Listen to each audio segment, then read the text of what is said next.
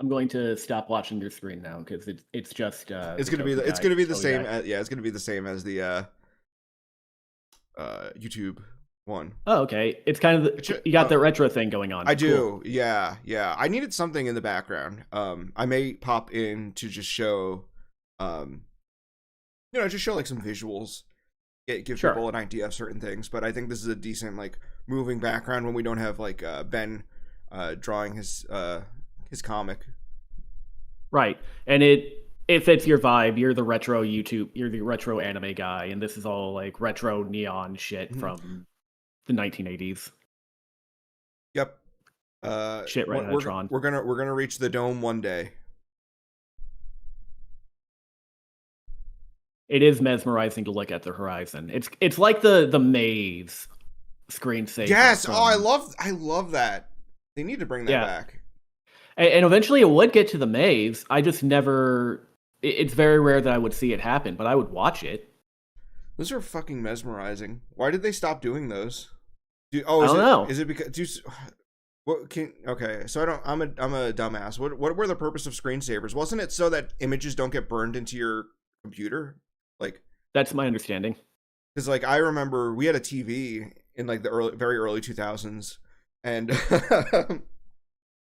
I don't remember. I'm surprised this actually could happen, but I remember like my mom realized that like the Cartoon Network logo had been burned into our TV. Like I think my brother and sister were like watching Cartoon Network like for like multiple days straight, maybe without turning the TV off, and it got burned into the TV. I think that's a CRT thing. I don't think that happens anymore with LEDs. So one of the things that I was always told for screensavers was that they also helped conserve energy. Okay. Yeah. I don't know if that's true, but could be. Okay. Welcome everyone. Hopefully people can hear the stream. If there's any issues with the audio, just let us know. We wanted to talk about just like random nonsense on our mind for a little bit before we start. Just let people get in. I should probably tweet that we're live. Yeah, you should. I sent some out a couple minutes ago, so hopefully a couple people are in, but could that have happened with CRTs? Image being burned in? Yes. You can have an image burned into your TV permanently. Like I said, I think it was just a thing that CRTs would do. And since we've kind of moved away from that over the past 30 years, I don't think it'll happen to your computer now. But I'm not a tech expert, so do not take anything I say and use it. Nothing I say is admissible in court. No. I mean, it's admissible in court, but you're going to look really stupid in front of the judge when he has to read out in plain text, I am not a tech guy. Don't use me. That does sort of tie in with the theme of this stream, which is the icon, famous last words. I never said I was an expert.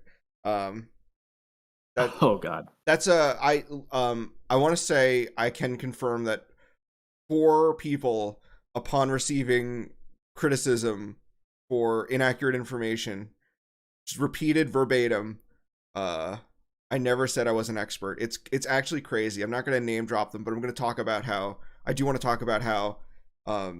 each one of them sort of like handled the criticism, because like even though they went with the I never said I was an expert route, some took it and more constructively than others, maybe I could say. One's response was, I never said I was an expert, and then the end of his wall of text was, and if I see you in real life, why don't you say it to my face? So like a thinly veiled threat to fight, basically. Okay. That guy was funny. That's a funny way to sign off a message, at least. It is, yeah. I feel like if you're going to be defensive about that sort of thing, you have to go balls to the wall with it, or else no one is ever going to take you seriously. Yeah, you look weak. You want to look strong when your opinions on Madoka are challenged, right? Yeah, right. If you're gonna call Ura Butcher Diddy Blood or whatever, and I tell you no, he's actually, I don't know anything about Urabochi, but you know, if that offends you and you tell me you're not an expert, you better also be threatening to kick my ass. Yeah, we should just say Gen Urabuchi's name wrong every time we say it. Gen Urabuchi, okay. I will. Oh no! I'm gonna remember it so I can fuck it up later. Okay, good. Uberuchi. Subaru Uchi. Subaru Uchi. Yeah, he's a lesbian now. That's why Madoka makes sense. Gonna make that a video essay. Dude, I just had ChatGPT write that video essay, and it is baller. Okay. How many M dashes are in it? That's funny. I promise you I use more. Were you part of the I was in a chat when we were talking about like ways to, basically decipher when a person is using ChatGPT. It's usually like, and here's the thing, it's usually like very easy to catch on. But the thing is that you don't want to just like, you want to be very careful before you just like outwardly accuse someone of using AI before you're not like, I want to say like at least like 99% sure. Like there's a lot of tools you can use to like check. But it is funny that was one of the things where it's like, yeah, the script is full of M dashes. Yeah. So my scripts are full of M dashes because I do the double hyphen thing, Yep. and Google Docs automatically transfers those to M dashes. Google does? Because mine, I know Microsoft Word does. I would believe, like, I'm sure. I mean, Google Docs steals everything that Microsoft Word does and just calls it something different. But I know that I think I'm pretty safe from the ChatGPT allegations because I don't talk like a robot. I throw in like actually funny quips here and there that no one could mistake as not being from me. I was gonna say, I always bring up, I at least bring it up with Ben, how I have like you can kind of tell like people, people have their own vocabulary. Mm-hmm. And it's really funny because I've become super like aware of my own vocabulary making videos, and to the point where I've gone through scripts and I've had to like control F certain words because I know I overuse them. Yep. I mentioned how like I think genuine is one. Iconic is like I had to go through my guys. I think my Guy Slugger video still has like 3 or 4 iconic. I came up with the title because like I was self-aware that I used the word iconic too much. I had to go through the script and change a few iconics. And iconic is one where I think I started using it ironically. It's like there's a couple words like that where I started using them ironically, and then they're just like just stuck in my brain now. Like I reflexively call it vocalization now. Yes, absolutely. Because I kept saying that. But iconic is one where I go through my scripts when I'm done, and I control F for iconic, for genuine. There's probably a couple others. Welcome everyone in the chat. I see you guys joining. Yep, I see Dylan, a photic lucent, elusive grain, rocket lamp. I know you. You follow me on Blue Sky. We're cool. Plus minus house 88. Izzy's here. Cool. Izzy boy. LV426. Yeah, the one and only. Whoa. Okay. Yeah. Without scrolling up too far, I think that's everyone who's in and has messaged in the past 5 to 10 minutes. So welcome all y'all. Welcome everyone. Jesus. I think I use, and this is something I got criticism from as I was writing my dissertation, is I'm an adverb guy. I will throw in a definitely or a certainly or one of the words you used was genuinely, and that was one that I got pegged for because I used it a lot. And in the academic context, it's like, what does this mean? Yeah, okay. I was like, okay, I'm super aware of that now, even though they still definitely make it into my scripts. They still make it into my scripts. Fuck, definitely. And part of it is just that when you write academic stuff, you always kind of have to hedge your bets because there's some dude that's been doing it for 50 years that you don't know about who can prove everything you say wrong. So it's like, well, they might be doing such and such or whatever, but saying it outright comes across as overstating a case. Yeah, I was thinking about what was it? I'm sorry, I saw that message about the Super Sentai and the birth rate decline, and that just like kind of diverted my attention. Is it the magical girl thing again? Probably. No, we've talked about that before. I don't know if we've talked about it on stream. The info rumor that Lasner was canceled because of the heaters. That's not. Is that not true? I feel like I looked into that and it was true. Was it not? If it wasn't, like, I'm glad I never said it in a video. Throw hands up. Yep, I would never claim to be an expert. Yeah, I never said I was an expert on Ryosuke Takahashi's Lasner. So, but if you have something saying it's not true, I'd be interested, because I do believe I looked into it and there was like a source for it. Lasner was canceled because a heater by one of the sponsors killed someone. Oh. Yeah, because like the show is it ends like very abruptly. So there's a point in the show towards the end where they clearly cut out like a chunk of episodes, because there's a last episode, there's a previously on Lasner, and the previously on stuff they show you is stuff that never happened in the show. Okay. It's like the end of episode like 35 or 36 is like their base gets raided, their hideout, and they all have to like meet up as the sun rises, it's like everyone got out okay and they all meet up and they're like, oh, we all made it, we're all here together. And then that's how the episode ends, with all of them getting together. Then next episode, it's like, previously on Lasner, AG hijacked a plane to South America, but one of their guys was killed. Then the plane was shot down in South America, and now they're in the ruins searching for an ancient alien temple. And it's like, when did any of this happen? And it's because the show, the thing is that like one of the sponsors went bankrupt because they were a sponsor that sold like air conditions or heaters, and one exploded and killed someone. And so the show was ended abruptly, so they lost a couple episodes. Okay, I see the plausibility of that. No, it's I recall looking at. Hold on, I'm actually gonna look it up right now. Okay, while you're doing that, I'll just say that like Chibi Marco-chan didn't get canceled because Nippon TV got caught sex trafficking. So, but Mecha are also very toy sponsor based, I think. Unless I'm bullshitting something. Well, it's not a toy sponsor. It was an air condition. But you can play with an air condition. I've drinking it, and all I got out of it was Legionnaire's disease. I'm finding you a source, buddy. I'm looking it up. Sorry I burped too. We're doing research. We are currently researching the cancellation of Lasner. Due to a carbon monoxide poisoning incident involving Sanyo Kerosine's fan heaters.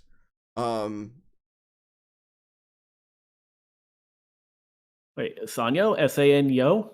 This is what it says. I feel like we had a Sanyo air conditioner. So there is still a Sanyo air conditioner thing. Maybe it got absorbed by like a different Japanese company.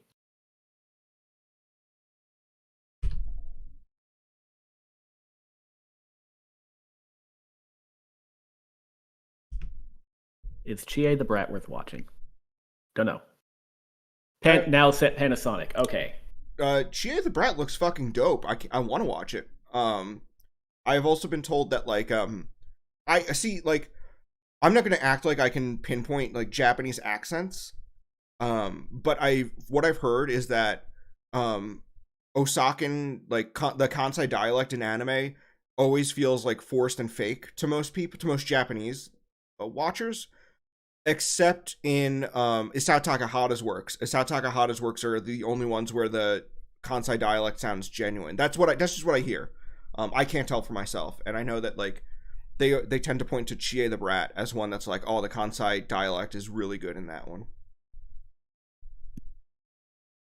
The OVAs do iron out the last part of the show. So the last episode is like pretty bad. There's a couple of characters that just don't get a resolution, and there's even a very funny like animation error where Stephanie kisses Eiji, but he like still has his helmet on, but they don't acknowledge it, so she kisses him through his helmet. And I do remember, because I watched the OVA with Chad in like earlier this year, like maybe like January, and I remember specifically noticing that they fixed that, so they made sure he took off his helmet before they kissed in the OVA. Added 3 whole new frames of animation. No, hey, they cuts. To meant be to fair, say cuts. LaCane didn't even have like a resolution in the show, but they actually gave him like an ending. LACN? What? LACN, Lacane. Lacn. No, it's spelled like Le and then like Cain, like Cain and Abel. Okay. Okay, it's a weird mecha name, not like Yeah. ancient, not like modern philosopher name like a lot of anime does. Sorry, yeah. Shameful. Oh So, well. so, I think we can get into the main topic at hand. Is everyone ready? I'm ready. Oh my Okay, god. okay. You know what really grinds my gears? No. Watching a YouTube video on a subject I'm knowledgeable about. That doesn't sound like proper English. Just fucking let's go with it. Um, only to find that the creator has done little to no research, and most of the analysis is bad faith arguments to push a narrative. Hello, I am John from the channel Mercury Falcon, and tonight I'm joined by Truth or Deal from the channel Funya Ripa Foundation. Did I say that right? Close enough. Funya Rimpa. Funya Rinpa. I had it written down as Yep. Funya Ripa, and you didn't correct me. I didn't. It didn't seem worth it. As YouTubers who create content that often requires extensive research, we're often disappointed with the lack of research we see in other videos. So this stream is meant to act as a sort of guide. We will talk about how we start our research process, how we find sources, how we scrutinize those sources, and how to avoid common pitfalls. Truth speaks from experience on YouTube as someone with an academic background, as he actually has a PhD. I speak from my background as a moron who failed enough times that he started to get the hang of it. Hello, welcome to the stream. Truth, what are you willing to tell us what your PhD is in, or is that like forbidden lore? It's in early modern history. I do world history that mostly focuses on interactions between Europe and China. Oh wow, okay, so like that's why you did that. Is that what led to your interest in Chinese cartoons? Yeah, a little bit. I at the stark age of 8 or 9 when I first watched Pokemon, I was like, I love this Ching Chong bullshit. I'm gonna get a PhD in that someday. I do not know any Chinese, by the way, just so everyone in chat knows. Nice. And also Wendy's in the chat. Hey, what up? We were getting asked, how are we supposed to get these sources translated? And we gave a little Wendy shout out on Twitter. Mm-hmm. I know you're not there because Elon Musk killed you, but it's that meme where it's like the woman crying over the dead cat, and it's like we still talk about you. That's what we're like on Twitter.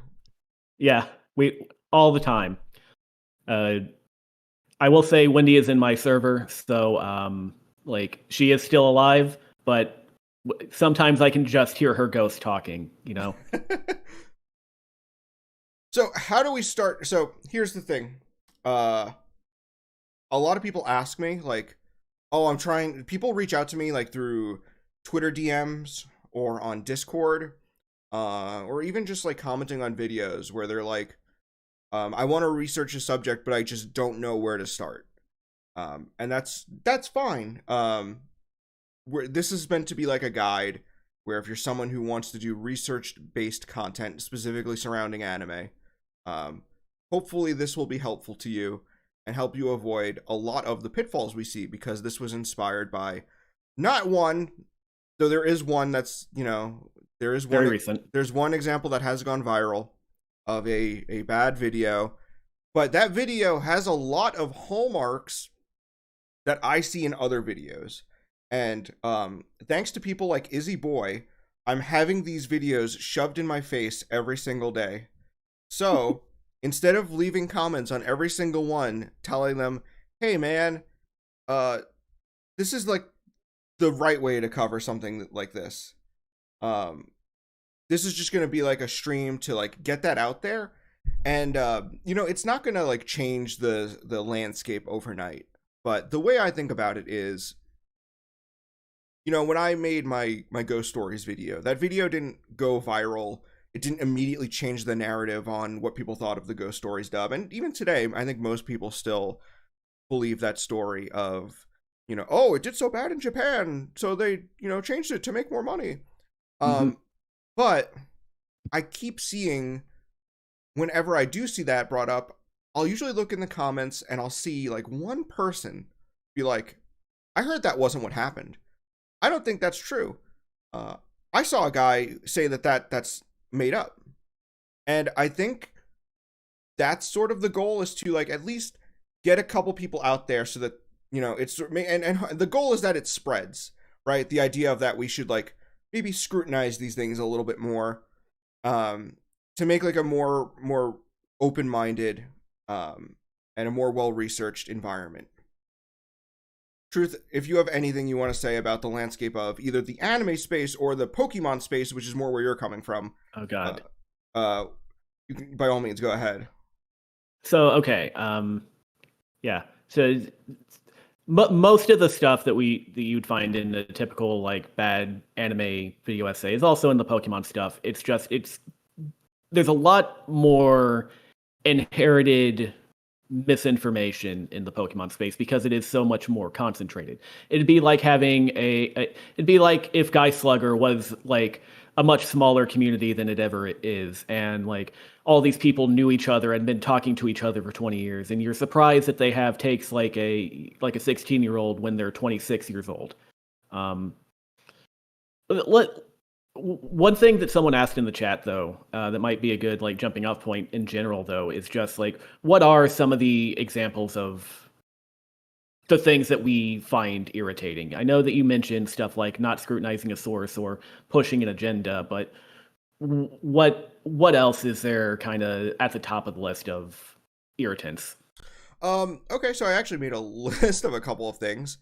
Yeah.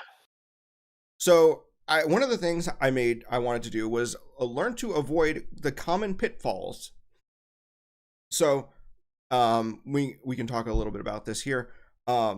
One of the things I see a lot, and this isn't exclusive to anime, but I care more when it happens in anime, which is the sort of bad faith assumption surrounding the creation of a series. I see a lot of talk about this show was made to make money, and it's sort of like the conversation No ends. shit. Yeah, I know, really. The conversation ends there, and it's like, okay, well, hold on.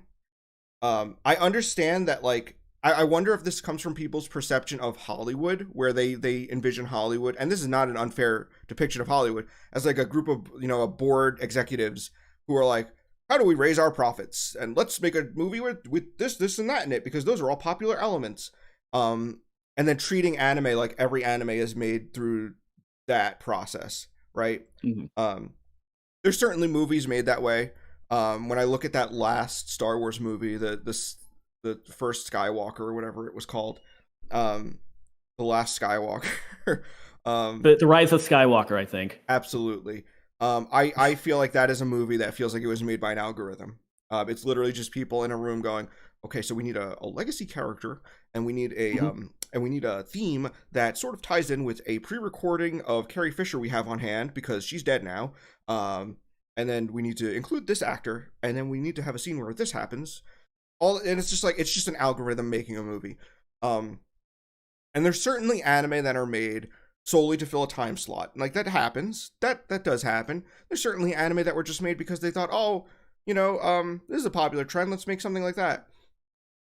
But I don't think that should be your default when going in talking about a show, assuming that it was only made for those reasons. If you have proof, like, by all means. When I did that Akira Tsuburaya video, the guy is like super shady. Like, I didn't feel conflicted saying that, like, yeah, these were kind of just like pumped out like really quickly and cheaply, and yeah, it doesn't seem like much care was put into them, because like read the guy's background, he's very shady. So it's like, okay, that would be an example of like, if I saw someone else make a video like that, I would not feel like that was a bad faith argument to say that the shows were not a lot of care put into them, not a lot of money or time put into them, because like there's a little evidence to support that, right? If you have a little evidence to support that, by all means. But when you're going in to say, and this is one of the things I said, I didn't want to reference, I will reference elements from specific videos, but I'm going to try not to call it the creators. Right. There was an Evangelion video recently. If you're on the Twitter space and the Mecha space, you've probably seen it. And he basically says that, like, yeah, after Evangelion, there were a bunch of mecha shows trying to rip it off just to make money, but some of those were pretty good. And like, even though that is a quote unquote positive stance, I don't like that approach of being like, we all know these shows were made just by executives who want to follow popular trends and make money. But some of them actually still turned out pretty good. And it's like, even putting like that positive spin of it turned out pretty good, I'm not a fan of that mentality. Especially when you're talking about shows made with like, you have like shows like Eureka 7, which is like a very well-made show. It's like kind of like, I'm not a big Eureka 7 fan, but I absolutely understand the appeal to it. It's a 50 episode mecha show that's animated gorgeously, like all the way through. With like tons of like homages to Macross, which is my favorite anime. So I do respect it, even if it's not one of my favorite shows by any means. Yeah, and like Eureka 7, Daisato was the head writer there. He is a guy that worked on Cowboy Bebop. He worked on several of those shows that kind of feel Evangelion coded. I don't think he worked on Lane, but he did work on I think he was the main creative guy for Ergo Proxy, which it comes from that sort of 90s existential tradition or whatever. So Daisato's getting paid a flat fee to do all that. He's not making residuals off of toy sales for Eureka 7. He's probably not getting paid much for all the reboots they've done since then, unless he's still writing on it, which he might be. Again, flat fee. Yeah. Flat fee. Oh yeah, I'm getting an extra 50,000 yen for writing this movie. Bully for me. Yeah, and then even Blue Gender, which I know is a little contentious, like it's still created by Ryosuke Takahashi, who's like a legendary director and like famous, like very famous in the mecha space. And I think it's even fair to say that his works in the 80s were probably partially an inspiration on Eva. Yeah, and then Shoji Kawamori also worked. Yeah, Shoji Kawamori was also on Eureka 7. So like you have like these big established names. So to be like, oh yeah, these big established names clearly just wanted to rip off Eva. I also wanted to I've thrown out this point in tweets and stuff that if you read other creators talking about Eva, they all genuinely liked it. They were all huge fans of it, and it makes sense that they'd want to make something like it because it inspired them. Because they all said, oh, it felt like a sort of, it had both like it was like a throwback, but also like something new. And so like it was really inspirational for a lot of old creators to sort of reinvigorate their work. Mm-hmm. I mean, the old parallel is sort of like, the first episode of Gunbuster is the first 3 episodes of Aim for the Ace. Like, that's not ripping off. I mean, that's pretty much ripping off of Aim for the Ace or whatever. Sure, but it's also clear that was a show that touched Hideki Anno very thoroughly and made its way into his style of directing. It's in his top 10 favorite anime. It's up there with Tom and Jerry. Perfect. I could see a lot of Tom and Jerry in Die Buster, which is not Hideki Anno. Yeah, which Anno didn't work on. No, I was very disappointed in Die Buster as a sequel to Gunbuster because there's not enough drawings of very intricate machines, so you can tell that everyone working on it was a fake pervert. Have you seen Die Buster? 4 out of 6 episodes. We were supposed to watch the last 2 last night, but didn't. Okay. So, and with bad faith arguments, it's also unavoidable, because this is the one video where the one I'm talking about.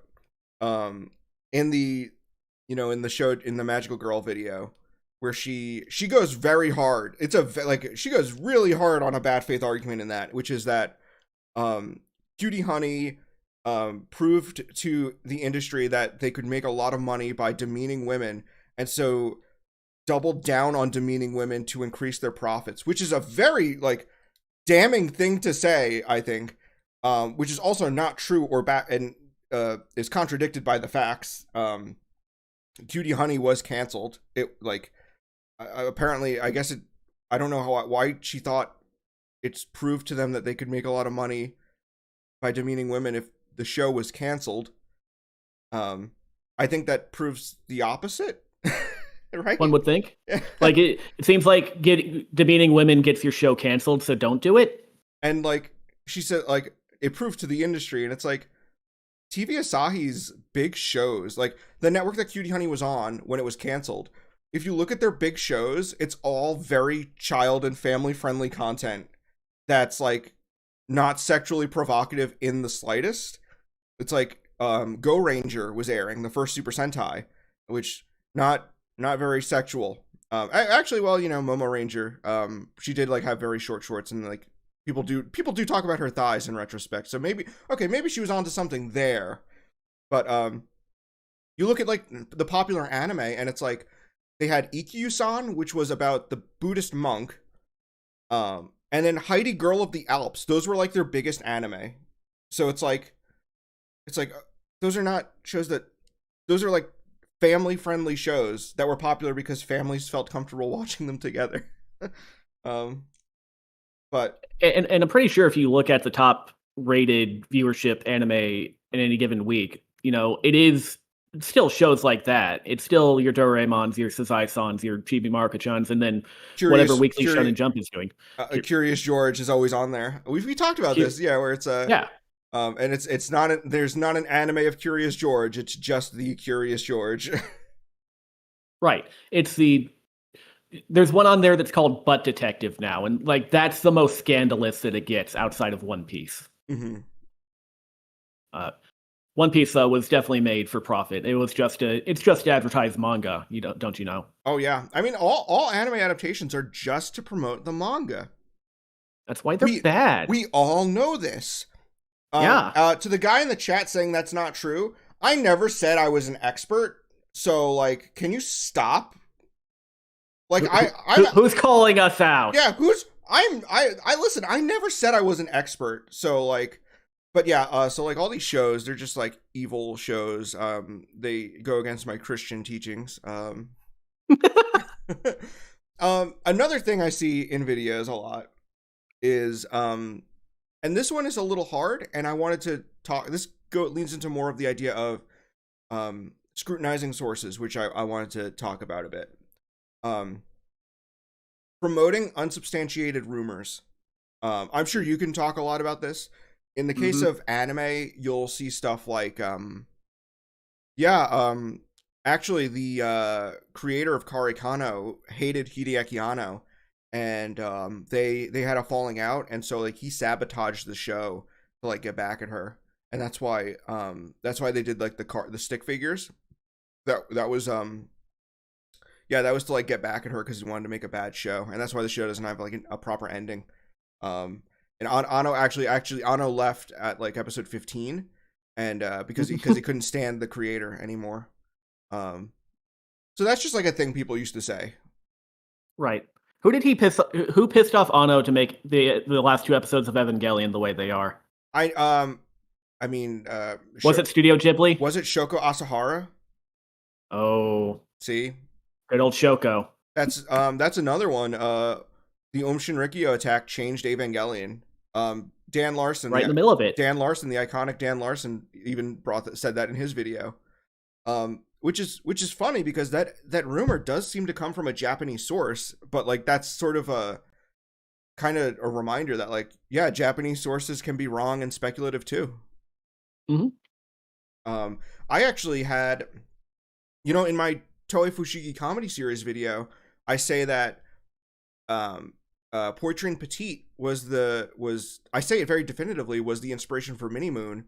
And what's interesting is that there's 2 sources for that. And if I were to make that video again, I wouldn't say it as definitively because I am questioning it now. It's not that it's probably wrong, but like we actually don't have definitive proof like this book I have sort of propagates. Because the book says Naoko Takeuchi took inspiration from Poitrin, creating the character Chibi Usa based on Poitrin Petite. It says it very outright. And so, in 2021, I was like, oh, there we go. That's perfect. That's a source right there. There's also a second source on that, which is a Super Sentai book.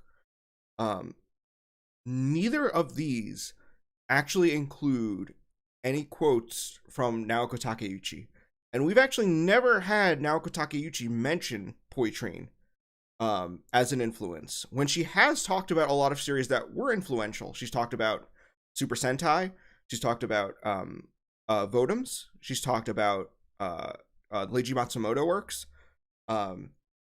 She hasn't said it, but the author of Ouran High School Host Club has said, who is close friends with Naoko Takeuchi, has said that Takeuchi took inspiration from Please Save My Earth, which, granted, that's another thing where it's like, okay, well, that's not Takeuchi saying it, but like, I think if their close friend is saying it and the stories do have clear similarities, I'm not gonna go crazy, but There's something there. there's something there.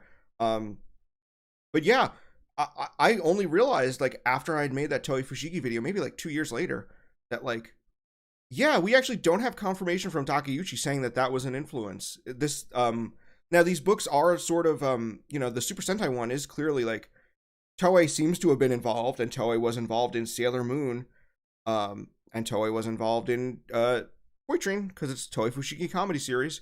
So someone at Toei seems very sure about it, but we've never actually gotten complete confirmation on that. So that is something where, like, going forward, if I needed to mention that connection, I would be mindful of the language I use. Right. This is speculation, not speculation. This is like never confirmed. Someone should ask Naoko Takeuchi at a con one day.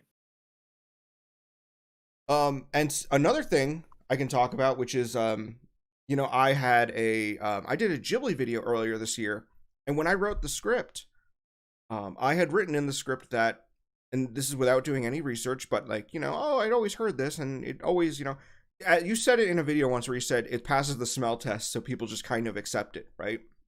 Mm-hmm.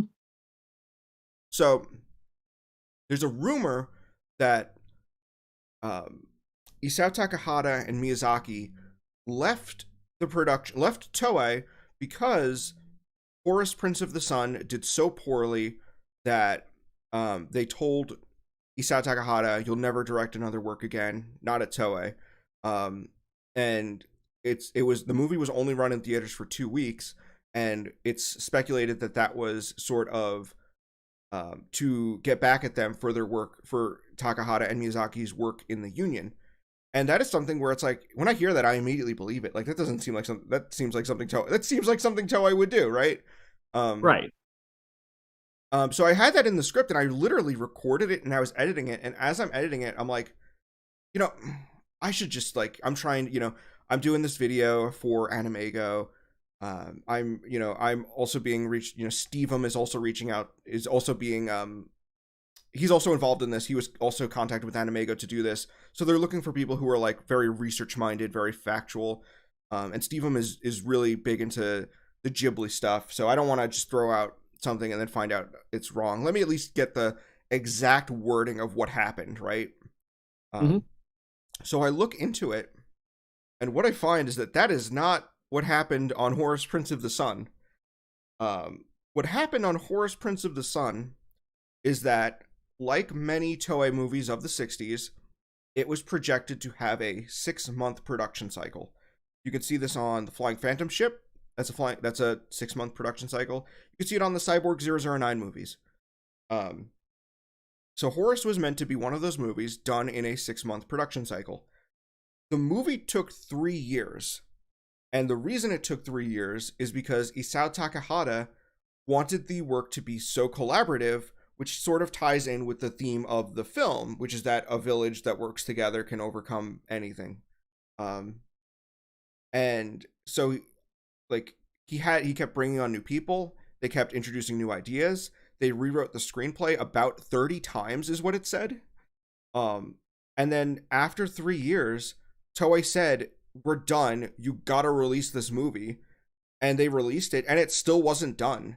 The movie came out with a fight scene unfinished. Like, the finished version of the movie has a fight scene that's just like panning shots because they still hadn't finished it. It was in theaters for only 2 weeks. However, that wasn't uncommon among the Toei, like the holiday special movies. Toei used to do a lot of these movies. They used to have like movie festivals, usually at the start of Japanese summer break and the start of Japanese winter break. And these were generally very popular movies that would only play in theaters for 2 weeks because it was the beginning of those breaks when everyone was running to the theaters. So while, yes, it does seem that that Horus was only in theaters for about, maybe it was somewhere from 9 to 14 days. While it was only in theaters for that short amount of time, that wasn't done as a means of spiting Takahata. That's clearly what it was meant to do. And then whether or not it seems like there was actually a investigation done into it around like 2015, so it's fairly recent for a movie from the 60s, where someone went in and looked at the box office and they said the box office for Horus was actually pretty on par with Toei's movies. Like it's not like especially bad, which makes sense because a lot of creators said they were inspired by Horus. Shinji Wada said that Pygmalion, his manga about the boy with the sword that grows longer, he said that was inspired by Horus, which Pygmalion was also an influence on Berserk, so you got like some an interesting trail of DNA there. That sounds absolutely disgusting. I'm sorry, I said no. Horus's jizz is all over guts right Horus's jizz is all over Berserk. Kentaro Miura was so full of it. So yeah, the movie didn't do that bad, but the reason why Toei was probably upset with Isao Takahata is that it took 3 years to make what should have been a 6-month-long movie, and then even when they gave him 3 years, they didn't give them the movie. Still wasn't done. And 3 years costs like at least 5 times as much as what 6 months does. Yeah, and as for Miyazaki's and Isao Takahata's work in the unions, there was actually an article about it.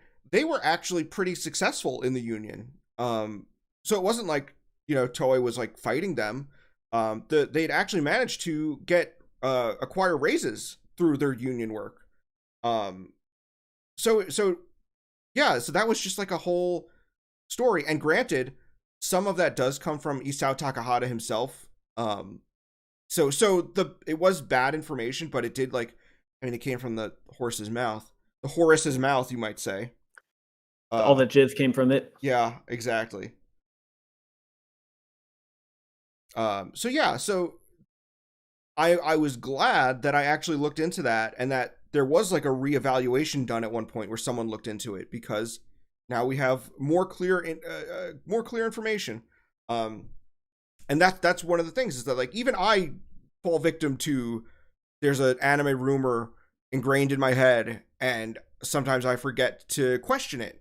But it's important to be mindful, and to, if you're writing something or you're doing a video and you realize like, oh, this is like a strange claim, let me just make sure, let me just check on Wikipedia, see if Wikipedia says this is true. If Wikipedia says it's true, you're probably good. Yeah, you're probably good. Like most of the time, most mistakes I see in videos could have easily been averted by just looking up the Wikipedia page. There's usually a rumor or controversy section in Wikipedia for a lot of this stuff, where claims like that are at least challenged, if not outright debunked. There was the famous one where, not famous, it was famous to me in my heart. It was iconic. It was iconic. Yeah, it was genuinely iconic. Where on Mamoru Nagano's page, he's the creator of Elgaim and 5 Star Story. On his page, it said that he went to what's the con in California? Is that Anime Expo? Anime Expo, that's the big one, yeah. Okay. It said he went to Anime Expo in 1993 and at that expo said that he made the 5 Star Story because he was upset with how Elgaim came out. And for a while, people just like accepted that. We are very lucky that he actually got Ali Barter did an interview. Ali Barter is he is a controversial figure. I do find his Twitter very annoying, and I don't follow him because he's annoying. But his articles are very good, and they're very insightful. And he had a whole thing with Mamoru Nagano where Nagano explains why he made, why Elgaim is the way it is, how he got into the industry, why he made Elgaim, and then why he made 5 Star Stories. And it also doesn't make sense that he would be at Anime Expo 1993. I actually went through and checked the guest list, and what's interesting is that online you can actually find the guest list, and it includes names of people who were who were supposed to show up but canceled, and it notes like, oh, this person was scheduled to arrive but did not show up. So it has a complete comprehensive list of everyone who attended, and I searched every year from, I think Expo started in 92. So I started from 92 because maybe they got the year wrong. 92 to 2002, and he had never appeared there. He had never even been there. That's easily trackable Yeah. nowadays. Yeah. Anime Expo is huge. They Yeah. have records. Yeah. And then in Ollie Barter's article, he clearly outlines that his story of entering the industry, where he, the industry at the time was moving to this place where they were sort of recruiting anime fans to make anime because they had seen success with works like Macross, where it was like, oh, these were otaku who were literally just making stuff for themselves, but then came into the industry and made this hit work. Where so you had like Macross with Shoji Kawamori and Haruhiko Mikimoto, and then you also had the Daikon guys, which are the Gainax guys, who were also otaku who were doing like their own films and then got into the industry. So Sunrise was looking for guys like that. Nagano was a guy who attended all sorts of fan events, and when Sunrise was going to these fan events to see like what people were making, they were like, hey, does anyone here do art? People were like, oh, Nagano, that guy does art. And they looked at his art and they were like, hey, why don't you try working at Sunrise? And his first job at Sunrise was actually doing art for Plamo kits. So like he would do the art of the robots that goes on the plastic model kits. And then they did a thing in Sunrise where they were like, Giant Gorg is going into production. Anyone who knows about doing art of tanks, Yasuhiko Yoshikazu would like to speak to you because this project he's working on is going to have tanks in it and he wants to speak with you. Nagano was a Plamo enthusiast, so he knew tanks, and so he went to Yasuhiko and he said, hey, I know about tanks, I can tell you. And Yasu asked him like a bunch of questions. How would this work? How would this recoil? What would this look like? And Nagano just answered the questions, and Yasuhiko was very happy with him. He designed the Puppet Fighter, which is a machine that was used in not Elgaim, Vifam maybe is how it's pronounced. I haven't seen Vifam yet. I have it downloaded. What's up, fam?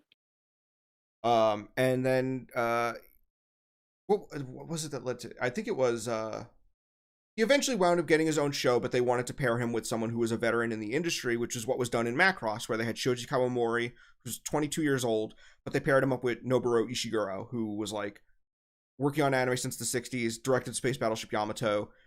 It's like, okay, we're going to take a new guy and put him with a veteran to like, sort of carry him, or not carry him, but like guide him, right? To mentor him, to put him into the process and to lead him along so that he can learn from the best. Yeah, and so that's what they did with Tomino.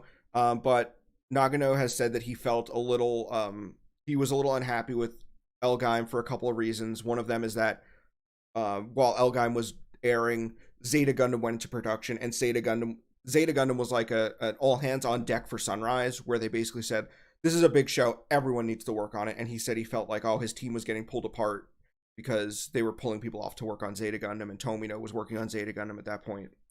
But because he made a show, he said that I think it was Kodansha or Katakawa, but one of those publishers reached out to him and said like, hey, would you like to do a book deal?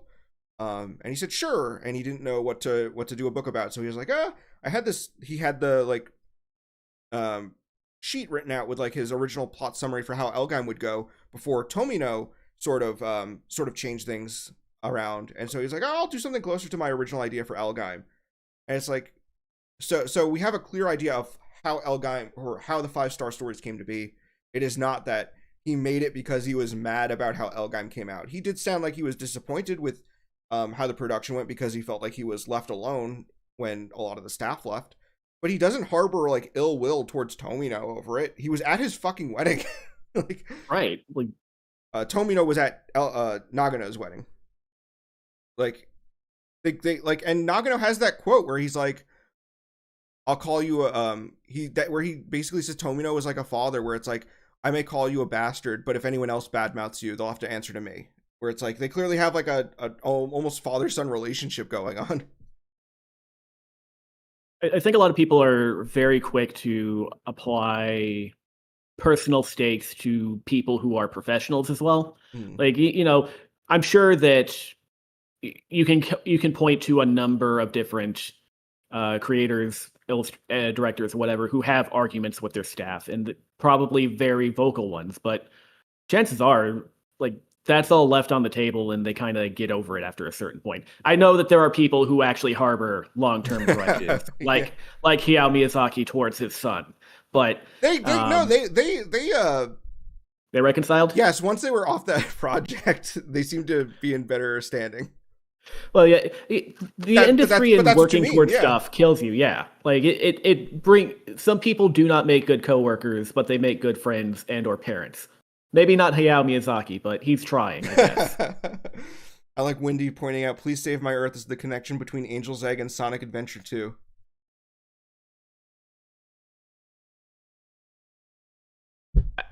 I know only enough about Angel's Egg from your video to understand how that connection is made. She has said that a lot on Blue Sky, so I'm assuming that she's right. But I I only understand parts of it, so I just nod and like, yep, that sounds right to me. Yeah, I believe you. that's funny because the piece of media from that I don't know is it Sonic Adventure 2. Like Oh, I've seen the OVAs for Please Save My Earth, and I've seen Angel's Egg, but I have not played Sonic Adventure 2. I don't know much about it. have you've seen Mewtwo Strikes Back? Yes, I have. All right, that's Shadow the Hedgehog story in a nutshell. Oh, okay. All right, that's interesting. Oversimplifying it, but that's the main thrust of it. So, I'm gonna turn on my fan because I'm getting kind of hot, and I don't think the mic will pick it up that much. If it does, oh, so be it. I'll sweat my balls off. But if you have any stories about like, I'm sure like your whole channel is like going over unsubstantiated rumors and like ways that Pokemon fans and people in that space can avoid them. So if you want to start that, I'm just gonna run and turn on my fan. I'll be just 1 second. Yeah, sure. So, few people in the chat have basically said like people when they come to auteur creators tend to get their minds wound up, and but my sort of entry into making videos was about misinformation and rumor about Takeshi Shudo, who has a huge career outside of Pokemon. He's probably one of the most celebrated anime screenwriters, even if he wasn't on as many things as some of his colleagues. But he was the head writer for Pokemon. That's probably the most famous show he's ever worked on because Pokemon is bigger than pretty much every other Japanese property known to man.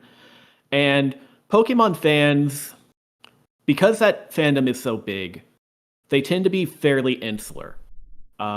Their knowledge of the anime sphere outside of Pokemon is very blunt and very a lot of it is non-existent. Even the Sakuga nerds tend to be very focused on shonen shit. Anyway, so Takeshi Shudo, he had these columns in anime style running for a number of years. He has about, I think, 100 of them that are dedicated to his work on Pokemon, and they're all in Japanese. And up until probably 2019 or so, the Japanese side of the Pokemon fandom was very bad in terms of getting stuff from Japanese into English. Back in 2010, he made this one post about Revelation Lugia, the second movie, and it dealt with Misty. So the way that article, the thrust of the article is he says, I fucked up when I wrote Misty because I had this idea for it, but the executives wouldn't let me do it. So she looks very boring in that movie compared to what he thought. And he feels like that was one of the reasons why later on, when they made the transition from Pokemon Johto to Pokemon Advanced, they kicked off Misty instead of Brock. He makes that connection himself. The way that the fans understood it was he was basically trash talking her, saying she is boring, I don't like her. And the biggest one that gets out is she's not in love with Ash. There is no like shipping material there. And that's the thing that really incensed people back in 2010 or so. So the first video I made was basically the central rumor was he was the one that made the decision to get rid of her because he hated her and thought she was an ordinary girl and blah, blah, blah. And basically, he liked Team Rocket more, which is true, but not relevant to the point. And the reason I got into that at all is because I had been rewatching Pokemon No, not rewatching. I'd been watching Pokemon since February 2023 when I was right after I'd gotten my dissertation turned in. And I had been, like, I heard this rumor about it. And I was like, wait, so none of that really makes sense because I've seen that movie. It's a very shipping heavy movie. And I watched it in Japanese and it sounded exactly like it sounded in English when I was 10 years old when it came out. What is going on here? And it led me down to a rabbit hole of just so much of Pokemon's ills are kind of ascribed to Shudo. People say that he's a drug addict, which he was, didn't affect his work on Pokemon anyway. He was a pedophile because of these novels that no one's read, even though they've been translated into English. Didn't he say he hated the Lolicon fans of Minky Momo? Yeah, he hates lolicons. He thinks that people that are attracted to anime children are perverts. I think he and Yuyama were both kind of instrumental in later on in Momo there being fewer sexy scenes because they were aware of it. And I think Umimomo especially has kind of tamped down the magical transformation of her because, adult Momo is sexy.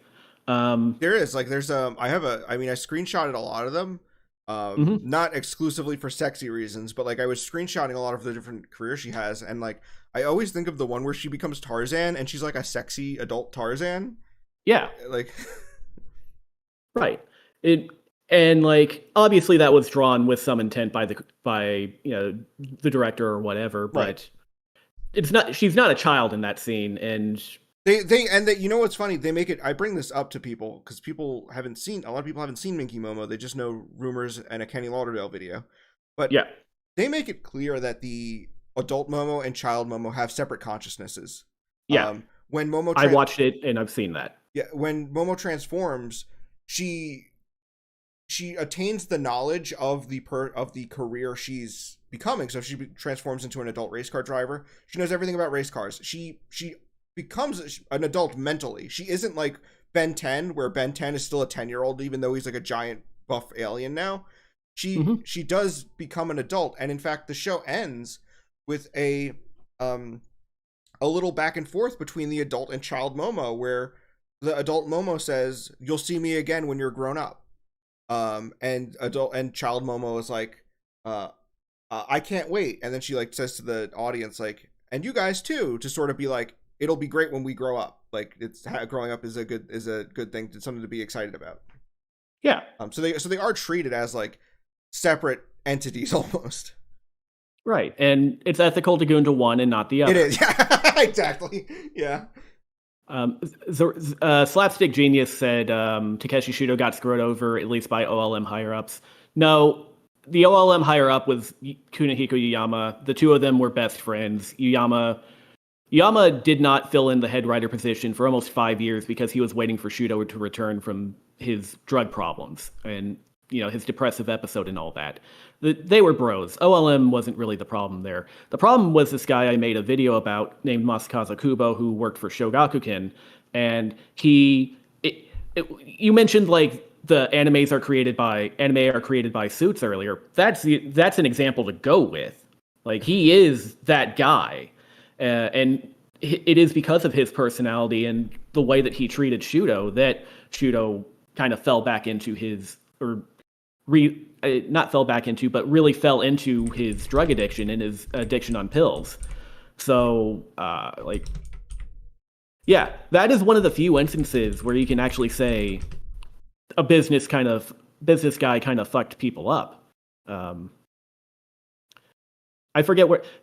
So kind of diverging a bit, just to use the Shudo example to push off into a different topic. When I looked through that anime style column, I kind of saw the whole picture of what was going on. Not entirely because I didn't know any Japanese at that time, and I'm working on it now, but I'm still very much a novice. So one thing I wanted to do is I contacted John here, and I was like, hey, that person that you get to do translations, Wendy, can you give me her contact info? Because I wanted someone who was not a Pokemon fan to translate that. Because most of the translators who work for on Pokemon stuff, they're fine, but they've absorbed so much bullshit over the years that I don't trust them with this type of stuff. It's one of those things where it's like getting someone who isn't a fan and has no prior knowledge is better than someone who is a fan, because it's not going to be colored by their personal bias, especially with something like Pokemon, where the fans of it are people who have been fans for all their lives, essentially. Mm-hmm. So it's not even like, oh, I got into anime during COVID, so I have like 5 years experience. I've been busting my ass as an anime fan for 5 years. 5 whole years. 5 whole years. No. These are people who have spent their whole lives dying on these hills. No. There are people who have spent their years dying on the hills, but without picking up a gun or anything to protect themselves with. They've just been running up the hill and like getting pushed down because the game is much more popular than the anime fandom, and they hate that. Also, I want to point out, Dylan, you said when we talked about ethically gooning to adult Minky Momo, you said, and don't forget, neither of them are real. I can't put images in the chat, but I was trying to post an image of Uma Musume Haru Urara next to the real life Haru Urara, and say explain. Jeez. John has contacts with a Japanese translator. Bro, where have you been? Oh yeah, like I started getting translations from Windy in 2021.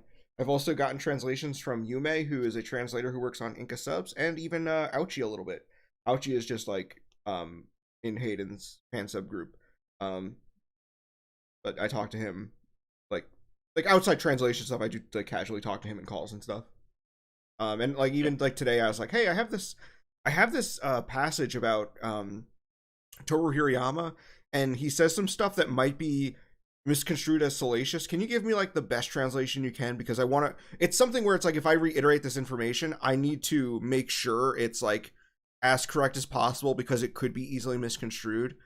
And he was like, yeah, I can see how that would be the case, but he gave me the translation, and it also doesn't help that he's talking about a Showa era tokusatsu where they're using fucking pun name. They're coming up with all the names for stuff, and it's all Japanese puns, and some of the puns use loan words, and it's very confusing. So he was like, yeah, here's the most accurate translation. Even in English, it can be read as a little salacious, but it's not meant to be. It's just like a language barrier thing. So that started learning. That does happen too. Yeah. Japanese. So in my academic research, I learned Latin. Latin and Japanese have a lot of similarities in that they're ergonomic languages. There's a lot of ambiguity just built into it because they don't use as many words to say things as English does. When I started learning Japanese, it became very apparent very quickly how much that ambiguity, like the best translators can probably stumble about and like not necessarily get something on the first go around. Absolutely. So we talked about like these are common pitfalls. Is you unsubstantiated rumors, something, even if something passes the smell check, as Truth put it, if it sounds like what I would call a bold claim, just Google it. See, and if you see it and it's on the Wikipedia, go, oh yeah, it's okay, so that's right. Unsubstantiated rumors, make sure you're checking those. If you're gonna make something that feels like a quote unquote bold claim, just double check, just Google it. It's not that hard. It's probably, if it's something with like a mainstream anime, a shonen series, a Ghibli work, it's probably on the internet in English. So another thing I wanted to talk about is we both make highly researched videos. Where do we find our sources? That's another thing I get. I remember someone came to me, someone who was very frustrating. If you're in the chat, a few years have passed. Maybe you're a stronger person now, but this person was very frustrating to me. They came to me and they were like, hey, I want to make a comprehensive video on the mystery of Mamo, which is the first Lupin movie, right? So at the time, this was like 3 years ago, I hadn't seen Mystery of Mamo yet. So I was like, Yeah, I probably wouldn't be the best person to get information from. And they were like, okay, well, do you know where I could get sources? And that I was like, well, I do know that on a lot of the Lupin releases by Discotech, they usually get Reed Nelson to write liner notes and or do commentary tracks. And Reed Nelson is a very knowledgeable person on Lupin. He used to run lupinthethird.net, which is crazy that he had that URL. He doesn't anymore, but he had like a Lupin the Third fan site, and he also ran the podcast Lupin Has Three Jackets, which was a podcast he did with, we're both from the Aboriginal community, so we know the name. Yep. We know the name. You know who it was, right? Kaiser Neko? No. Kaiser Neko is not as big a Lupin fan as you might think. He just abridged the series because he had the DVD. Who's the biggest Lupin fan? HBI2K? Nope. SSJ Gozar. Okay. All right, cool. That's a name you haven't heard in a decade. DBZ Alternate Reality Abridged. Yep, hell yeah. So he ran a podcast called Lupin Had Three Jackets, or Lupin Has Three Jackets, which currently he has he has like 5, if not 6 jackets. Lupin has more than 4 because he has red, green, pink, blue, black, and I think there's a white one. I think there's a white jacket Lupin now. Scandalous. He definitely has at least 5 because he has the original green, red, pink, and then green, red, pink, and then blue, and then black. But I think there's another one as well. There might be like a white one, but regardless, yeah. So Reed Nelson is someone who is very. I actually love rewatching Lupin movies with his commentary tracks because he's very informative. He knows Lupin. He's been in that space forever. And if you're looking to make a Lupin thing, buy the Discotech release. It probably has very comprehensive liner notes by him. And what pissed me off about this particular person is that I said, looks like the Mystery of Mama Blu-ray is only like $15 right now. And not only is it now I know it's a good movie. I actually like Mystery of Mama. Mystery of Mama I might like it more than Cagliostro because I'm a crazy person. Mystery of Mama, but it's $15. It has all these it has like every dub they've ever made of the movie. And it has it has like that commentary track and the liner notes, which you're looking for, right? So, and the person was like, ooh, I didn't really feel like spending money on this. And I'm like, $15 is too much? Like, that was like 2 meals at McDonald's. Like, can I my last video, the Serena one, that cost me $500 to make. The Hideki Sonoda one before that, where I actually contacted a Japanese writer and asked him questions, that also cost me about $500 to make. I lose money every time I make a video because of how you don't even get research has to happen. Yeah, and you don't even get AdSense checks, right? If we did, the Serena video's at 12,000 now, so what's that, like $50, if that? If that. $50 would, whenever I send something to Wendy, the average price is like $100 unless it's something huge like that Yajima interview, which is much more. Fuck that guy. See, that's why I haven't sent anything to Wendy in a while. In fact, the Guy Slugger video was based on stuff I had her translate in 2023, maybe. I have been sitting on that video as hinted by my praising of Toru Furia. I did add in an acknowledgement in the video. I wanted to I was trying to think how do I make a funnier joke about this, and then I was like, honestly, I just need to get this out and then move on. Yeah. Get the iconic Guy Slugger video out so that you can you can make that $50 of AdSense that you might get. Oh, dude, look, I can check right now and see how much money it made, and it's not going to be $50. It is going to be less than that. See, I don't know what money makes on YouTube because I've never tried to make it. Flow. Every video I've made, except for the Sonoda one and except for this most recent one, has gotten flagged because I like using copyrighted music. I do too, but I try to be a little careful. I try to be, but I really want to play like Booker T and the Onions or Booker T and the Greens Fresh Onions on a video, okay? Okay, so Guy Slugger video did a little better than I thought. So to date, it has made $71. Wow. That's good. That's like, let me check what my Toei Fushigi hold on, I'm gonna check a couple. I'm gonna spill the tea. I'm gonna spill the tea a little and tell you what some of these videos made. I actually want to see the Toei Fushigi one because that is a video that when it came out, that was a slow burner. Like it only has like 47,000 views, which is good. Like I appreciate those views. The Toei Fushigi comedy video to date, and that is a video from, I want to say it was July. It was uploaded July 26, 2021 to today. It has made $180 in 4+ years.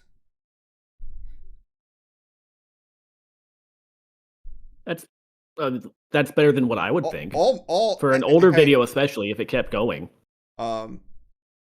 Any amount is appreciated, but and then also YouTube only pays you if you make at least $100 a month. And I've had months where it's like, oh, I ended a month with $99 or $98, and they're just like, yeah, you're not getting it. And you know what? Wait till next month. Sorry to bring up old trauma, but like, remember when I had that arc where they like removed my AdSense? Yep. Oh my god, that was so infuriating. I had $180 that they were supposed to send me, and then because they removed my AdSense, not only do they not send me the money, when my AdSense was reinstated, that money is just gone now. Right. That is like, you don't know how infuriating that was, especially because that was when I had my surgery and I was like paying it off, and I was like, I could really use $180 right about now. Yeah, paying down debt is a pretty big deal, I would say, in this day and age. That was like such a frustrating time. I could get so many magazines from Bai for doing that with $180. Yeah, so back on subject, why did they remove you? Yeah, so I can talk about that. Actually, if you didn't notice, a lot of creators got hit with that around the same time. I think YouTube was doing some new system, and they were claiming that because Your Movie Sucks, I saw, also got hit with it, and he spent like a month fighting it, and he was fighting tooth and nail because he is a YouTuber full time. So like that just means he doesn't get any money. So what I found out happened was they were saying we were using reused content. And what it was is that YouTube at the time was really trying to cut back on people who were sort of double dipping their content, releasing it on one platform and then re-releasing it on YouTube to sort of, well, I have this popular TikTok video, make my money from TikTok, post that TikTok to YouTube, make the money from YouTube. They wanted original content for YouTube. They didn't want people just reposting TikTok. And it also helps, theoretically, it would also help content creators because it would flag if someone was taking your content from YouTube or Twitter and reposting it on their YouTube to make money off your content. So theoretically, I understand it. The issue was that it was flagging creators for their own content. And I didn't know why, but I speculate the reason why I was getting flagged is because anytime I make a video, I upload it to my channel as unlisted, and I send it to people, and I ask for feedback. And I believe that even though I had these as unlisted, these temporary versions, and even though they are slightly different than the final versions I would upload, I actually had a bunch of videos in my YouTube studio that were basically repeats of videos I would uploaded. And I think that because I had a bunch of videos that had similar content, similar edits, pretty much very identical videos, it was flagging me as re-uploading the same content to my channel. And I did a thing with YouTube. It was so stressful having to reach out to someone, because they wouldn't tell me why my channel kept getting flagged. They just kept saying, we've run a test and you failed. I was like, how did I fail? And they're like, you failed, sorry. They literally said that, like, we can't tell you. They literally said that, we can't tell you, you just failed. And so I had to wait like 3 months or something until I could apply again. And in that time, I was talking with people going, what could it possibly be? And we talked about how, like, oh, on your channel, you know, you have those unfinished versions of videos still uploaded at just as unlisted. I even now still have like a couple of them, but almost all of them are gone. Like, there might be one or two. And so I was like, do you really think that just deleting those would make me pass it? And they were like, you might as well try. So I deleted all of those. And then when the day came around, I think it was like the day after Christmas or something, where it was like, okay, the window's open again, you can reapply. I reapplied and I got it. And so I do suspect that it was because I had these temporary edits on my channel. But they never outright told me what it was that made it pass the test and what made it fail the test, which is so helpful. Thank you, YouTube. Thank you. So that was what happened. That is what I suspect happened there, and that's why I lost my AdSense for, like, God, I think it was 3 months. I think it happened in September, and then I started working on the Guy Slugger video again, and then they removed my AdSense, and I was insanely depressed because I lost $180 after having that surgery, and while the holidays were coming up, and I was like, the time when I could use $180 the most, you know. Even as adults, that is kind of, at times like that is life-changing money. Yeah, it's frustrating. But back on researching anime. Yeah. So if you're working on something like Lupin, something that's put out by Discotek, or something that's put out by Shout Factory, like their Ghibli releases, I would usually recommend picking up the physical release, because usually those releases have a lot of information. All of the Ghibli releases have documentaries, essays, even like on my Ghibli video, a lot of it is just me going through the special features of Blu-rays, including the Horus Blu-ray from Discotek, which is unfortunately out of print now, but it's an excellent Blu-ray. So going through the physical release is one way to do it. Literally just Google search the topic, see if it's there. And then I also wanted to say, what was it?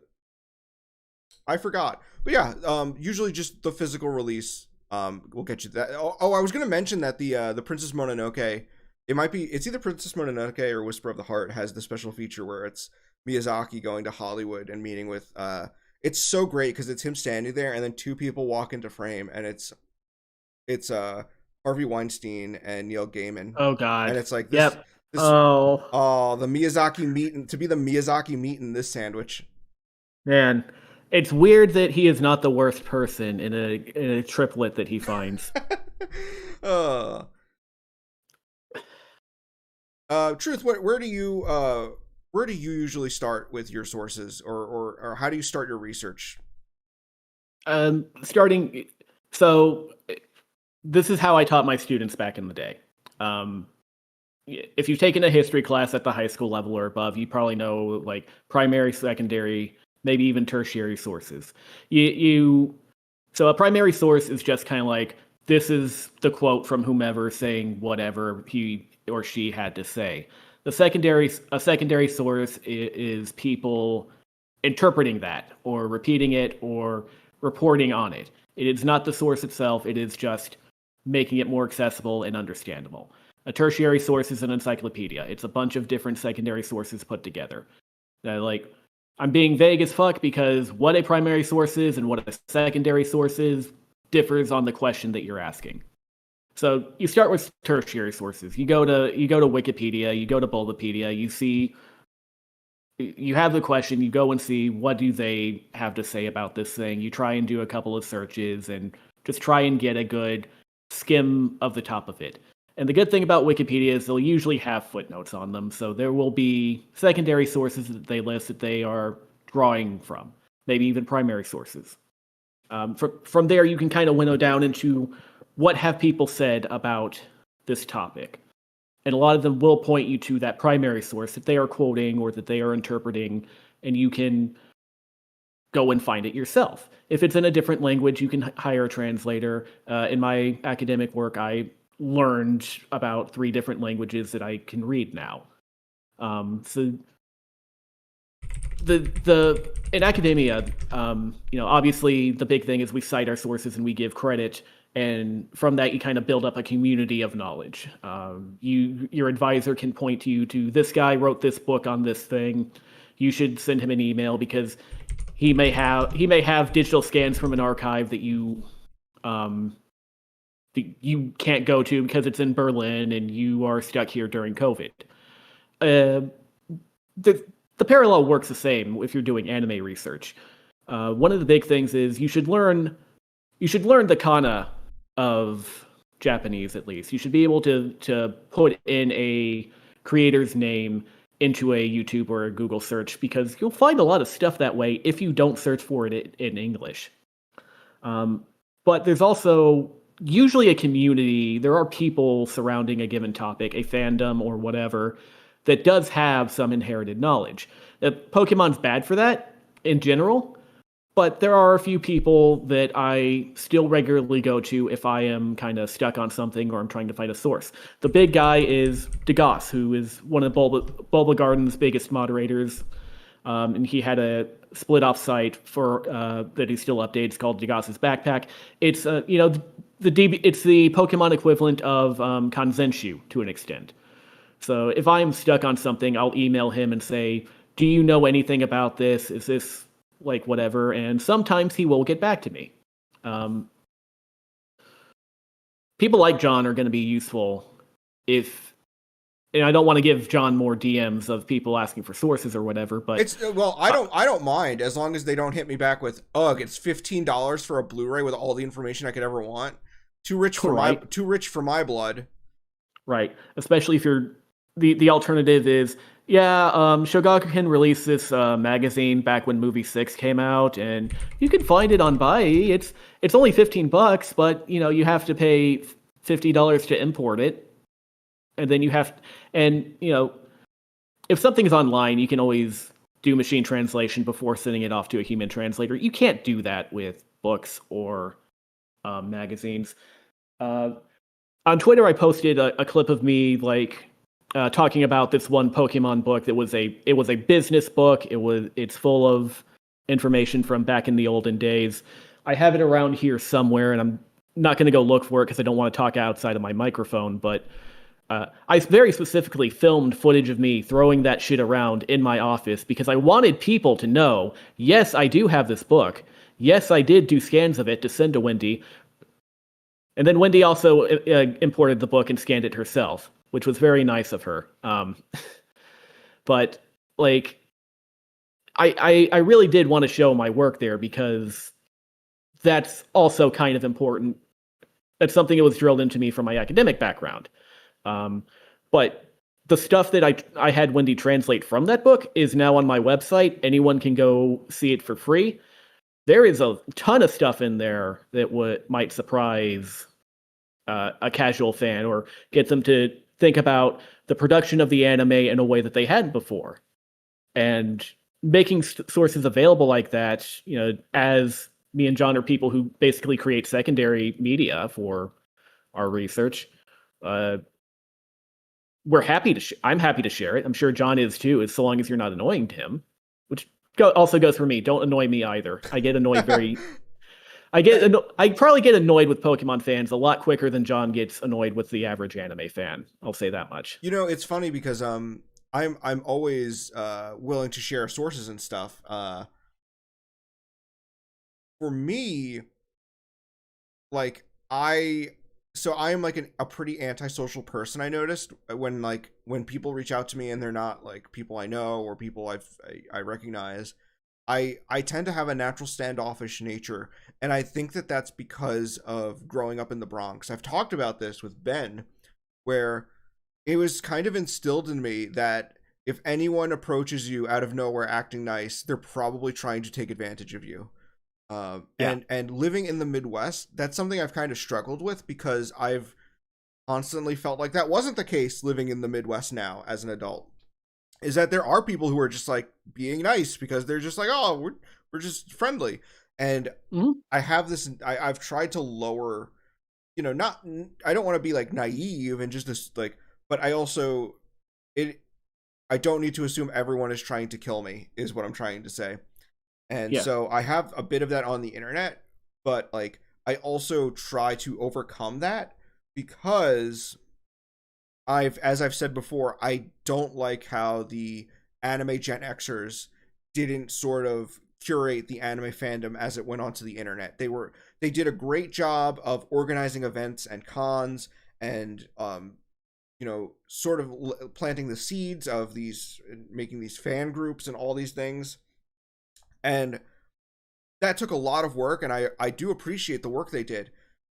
They published books and did all these things, but once it shifted to the internet, it felt like they sort of left the anime community behind and sort of stayed in their own circles of the Gen Xers, where some of them had blogs, but they weren't sort of interacting with the greater fan base. They were sort of detached from it. They were very much like, the kids are watching Fairy Tale, it seems. That looks cringe. We didn't say cringe, we said fail. But I'm vocalizing my vocabulary. You got to make it. You got to make it accessible for the Zoomers. Right. So I think I have a naturally antisocial personality, but I'm trying to overcome that because I don't want to be like the Gen Xers who sort of close themselves off from the greater anime community, and I felt like left millennial fans to sort of pick up the pieces. And um I think millennials are like the second worst generation we've had. So Woohoo! We're number two. we are number two. I am a millennial and we are terrible. Someone I saw someone quote retweet me about my Oshinoko tweet, and they said, this is why all millennials deserve the death penalty. And I replied, I agree with you, but not because of Oshinoko. Well, So why is Oshinoko the reason why millennials deserve the death penalty? because I think I think it's a positive that the author tried to draw attention to the issues in the idol space, even if people think it's Right. vapid or just him reiterating stuff we all know, or Right. that he puts events in the story that reflect real life tragic events, which is a common thing in all fucking facets of fiction. Um, Yep. so like we have there's anime, there's manga, there's literally novels that are allegories for real life tragedies, from the Hanshin earthquake to 9/11. It's I think that it was pretty apt of him to, even I think someone said like, oh, he said he tried to claim it wasn't based on a real actress's suicide. And it's like, even if it was, I don't think that makes it a bad work if he's trying to draw attention to how bad it was. If like he's trying to say this was a bad thing that happened. Um and it's And the girl gets saved in this case. She doesn't commit suicide. She is brought back and she lives a happy. Well, I don't want to. I don't know anything past season 2 yet. Don't spoil me if anything bad happens to Akane. yeah, so that was my opinion, but I do agree with the sentiment that all millennials should be given the death penalty. That's Yeah. I think that's fairly agreeable. Yeah.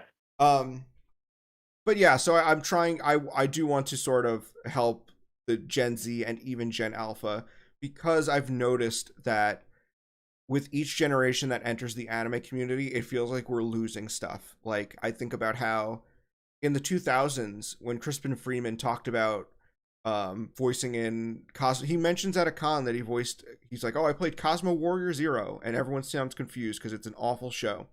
But then he says, oh, it's a Leiji Matsumoto work, and everyone goes, oh, okay. Like people in that time period knew who Leiji Matsumoto was. I don't think a modern Gen Z, Gen Alpha Western anime fandom, I shouldn't say Western, American, North America, Yes. I will say North, maybe not even North America, because you have Canada, where there's like a French influence in Matsumoto's works are huge in France. In the United States, a country I live Woo! in, a country I can live in and talk about. I don't think that would be the case. I don't think people would know who Leiji Matsumoto. I still hear people say Leiji Matsumoto and then have to qualify it with the Daft Punk guy. We're still qualifying him as the Daft Punk guy. So I think that it's important that we try to curate the anime fandom so that we don't lose knowledge with each generation, right? To sort of keep these in the discussion, right? Right. And so I have been. So if you have any questions, if you know, by all means hit me up, but don't act like I'm asking you to saw off your leg if I say, yeah, it's on the information you want is on a $15 Blu-ray. Right.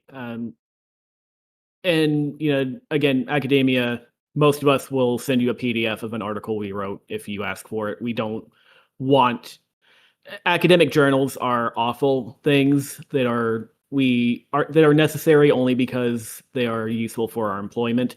So like we share information. We pirate all the fucking time. We do what is effectively piracy. So the transition here was very, very easy to do. Right. And so I also wanted to talk about with finding sources, another thing, and I can talk about my general process. It differs from video to video, but generally how I find sources. So I'm pretty lucky in that a lot of my videos are connected in their theming. It's like, oh, it's a tokusatsu, so it's Toei Tokusatsu. So there's a overarching theme of Toei Tokusatsu. There's Ishinomori, so it's like, oh, anything Ishinomori touched, or so there's a lot of crossover. Or Tatsunoko, a lot of my videos cover similar themes or themes that connect to each other. So what's great about that is that I have a lot of books on these subjects, and a lot of the time, if a new subject comes up, I can simply go, well, let me check this book I bought. And so if I ever need to make a video about a Toei Tokusatsu from the Showa era, Toru Hirayama has a book where he wrote about every single show he worked on in the Showa era, and my god, he worked on almost all of them. So, I've been writing actually a thing on Masked Ninja Akakage, and while that's not an Ishinomori property, I have Toru Hirayama talks in depth about the process in making that. So I feel lucky in that I can just sort of go back to these same sources a lot. You'll hear me say it, like in Toru Hirayama's book, in a Takayuki Suzuki, because he's another Toei guy who has like a book where he just chronicles all the stuff he worked on. There's a lot of that. Now, so how do you find these sources is like the next topic I want to discuss. In the case of something like, I'll start with the Toei Fushigi comedy series, because that was a video I made where the information in that video wasn't on the internet at the time. And so I was very proud that I was able to find these books and bring that information to the internet. And even to this day, a lot of that stuff isn't on the Wikipedia page. So that's a big criticism you see is, oh, this guy's just reading Wikipedia. And I have that criticism for people too. There's definitely videos where I see and it's just a kid. When I say a kid, I mean like a 19-year-old just reading Wikipedia. Yeah. So the first thing I did was I searched Toei Fushigi comedy series in English, and what came up was the Wikipedia, which at the time had virtually no information, but it had the katakana for how to say Toei Fushigi comedy series. Step 2. Search the katakana for Toei Fushigi comedy series. John, real quick, are you trying to show them this on your screen, because it's not on the... Oh, I should show them that on my screen. That would be a smart thing to do. Okay, so Okay. Let me open up an incognito window so you don't see all the Uma Musume porn. Okay, good. That would make all the creators very sad. Sorry, not the creators. That would make all the owners very sad. Yeah. Oh my god, having to appease the owners. Let's see. Okay, so I'm gonna go ahead and if I can. Give me a second. I'm a millennial, so like I'm not like the best at tech stuff. Screen capture. Unk. Yeah, Unk status over here. Um, Add source. Okay. Let me get put us on top though. There we go. All right. So, as you can see, Truth, you can see it, right? It will pop. It is popped up now. Yes. Okay. So I have now searched Toei Fushigi comedy series in katakana. Awesome. Let's go to the Japanese Wikipedia page and see if there's more information there. Oh, there's a bit more information. Um, let's Google Translate that just to get the general vibe of what they're saying. Okay, okay, some noticeable English, but we have the names of all the shows. We got the names of producers. This is way more information than was available when I made my video. I'm just gonna say that. Then what we do is like if you look down at the bottom of the page, we have this thing here. It says sources. Okay, so I don't believe it was this page. I want to say I was on. Let me see if it's the page for Patron. I believe it was maybe it was maybe I think it was Nemurin had a Now before I go further, I do want to say that there is you do need to be careful if your whole thing is going to be going to the Japanese Wikipedia page and Google translating, because you have sometimes things will translate right. It's very easy to misconstrue things, and especially in the tokusatsu space. I don't know if it's similar in Pokemon. I can imagine it is. In the tokusatsu space, a lot of the fan wikis incorporate, they have fan info just included in like the text, and it's like not specified that this is a fan theory. I know Mike Dent has pointed out that on the fandom wiki page for the Spider-Man tokusatsu, it says that tokusatsu Spider-Man is in Marvel Universe like 517778 or something, and he has pointed out that that is not a canonical Marvel universe. That is a fan Marvel universe that is numbered after the date the first episode of Tokusatsu Spider-Man premiered. It's like May 17th, 78 or something, or 77. Whatever the first day premiered, that's what they have. And it's just on the wiki acting like that's real. So be careful with that. But here on I've seen a few that reference Pixiv as a outside source, and hit or miss. So we see here now. I want to point out that many of these weren't included at the time I made my video, but the source that was included, the behind the not this one. What am I? I'm silly. This one, 6 Hirayama Toru, 2012. The Testament of a Crybaby Producer, 50 Years with a TV Hero. That is not like an accurate translation of the title of the book. It has a couple different translations, like Last Words of a Crybaby Producer. I think I've called it Confessions of a Crybaby Producer. But the little information that was on the wiki I noticed was all cited from this book, right? So you go, okay, so it's 6. So I'm going to go back to Japanese. I'm going to copy the title in Japanese, and then we're going to Google this. We're going to Google this book, and it's on Amazon.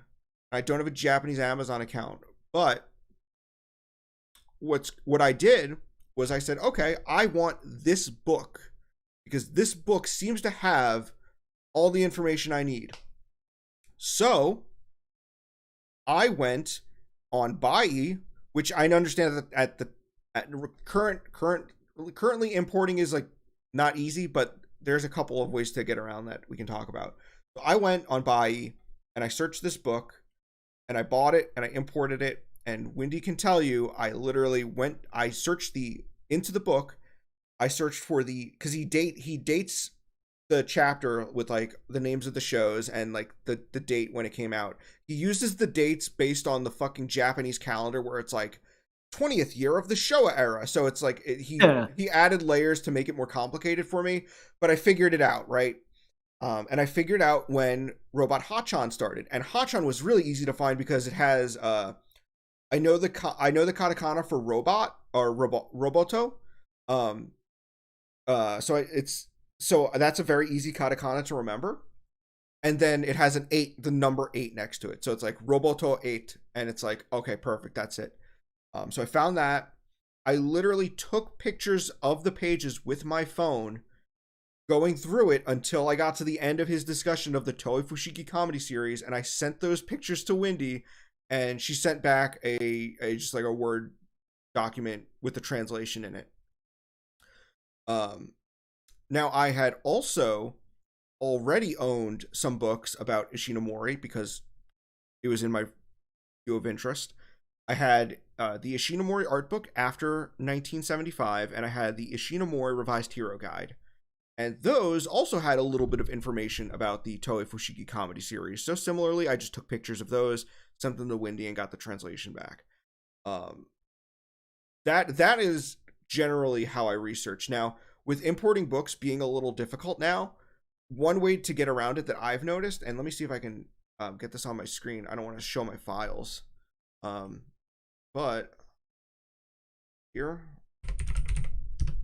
While you're looking at that, bookwalker.jp is good for ebooks. It has an English site. I mean, it has a site that will let you buy ebooks as an American, and I've gotten a lot of magazines that way. What I've pulled up is my Japanese Kindle. As you can see, I have an alternate account called Nihongo John, which is why it says Nihongo's Kindle for PC. And I actually have a Kindle version of the same Toru Hirayama book, which makes it way easier to screenshot, and you can even copy this text. You could just copy the text. You can search it. It's OCR. Yes, you can. You can literally search this book. There, just copy. Bam. I also have. Let me see what else I have. I have a couple of manga here. This is Takayuki Suzuki's book, and this is the one you'll know. Yep, iconic, genuinely iconic Guy Slugger, where he talks about Guy Slugger. Super cool, right? Yeah. So, and what's great is that, like, on the Kindle prices, I think to download these, you just need to make like you need to make like a fake, just make a bullshit account. Just say you're from Japan. I'm not actually in Japan. I'm not actually there. Don't tell them, they'll take my Kindle away. Jeff Bezos is coming to your house now. Yeah, Jeff Bezos' son. Bezos queen.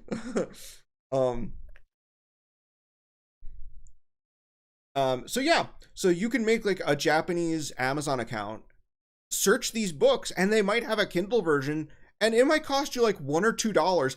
I wish I had known that Toru Hirayama's book had a Kindle version, because I spent like, it may have only been like $15 to buy the book, but then it was like another 15 to like import fees, so I spent like $30 on it. Dude, the Kindle version's like was like $2, and it's right here, and it came immediately. It's digital, right? What are these manga? Hopefully this is nothing offensive. I'm testing the waters here. Let's see what this is. John, use Caliber to get your Nihongo books DRM free. Looking that up? Yeah, I'll look that up. Unlimited copy paste. I have a workaround for unlimited copy paste. Oh, this is Shonen Dome. It's the Ishinomori manga.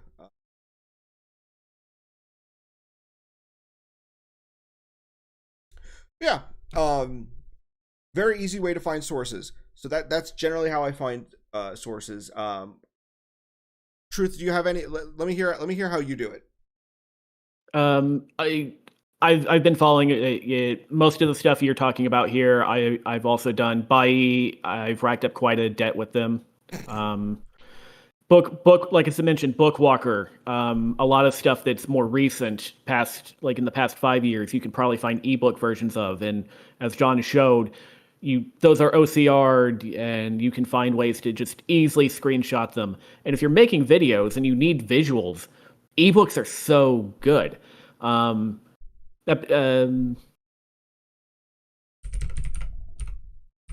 I haven't had to rely on. I mean, I guess like, I found the email of a Japanese writer, Hideki Sonoda, and I sent him a cold call email just saying, "Hey, I really like you. Can you talk to me about Pokemon for a bit?" And I think that's a bit more than most people would expect. But no, if no one's trying to do it, I mean, I think a lot of people who work in the anime industry would be very interested to know, like, the stuff you worked on is very popular overseas, and a lot of fans really want to know about you. Who doesn't like talking about themselves?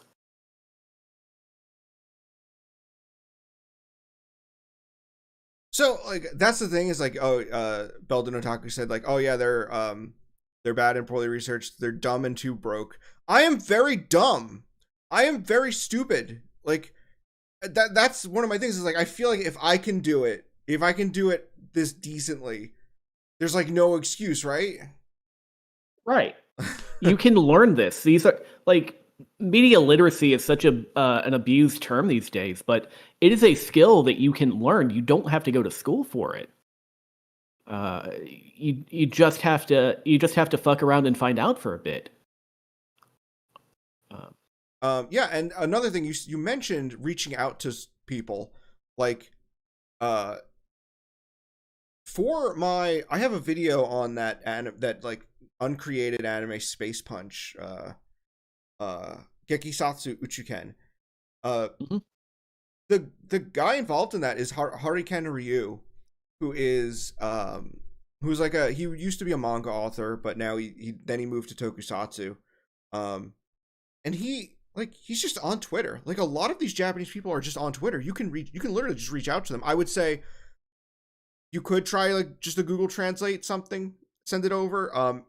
I have been told that sometimes Google Translate gives you a rude version of what you're trying to say. Um, Yes. so that's where having people who know Japanese that you can say like, I definitely feel like I've gone to Windy and been like, hey, I want to message this guy. Can you review this Google translated phrase just to make sure that it's correct? Windy, I feel like I definitely when was the I'm not gonna put our DMs on screen, but like I feel like we've definitely had a conversation like that. Um,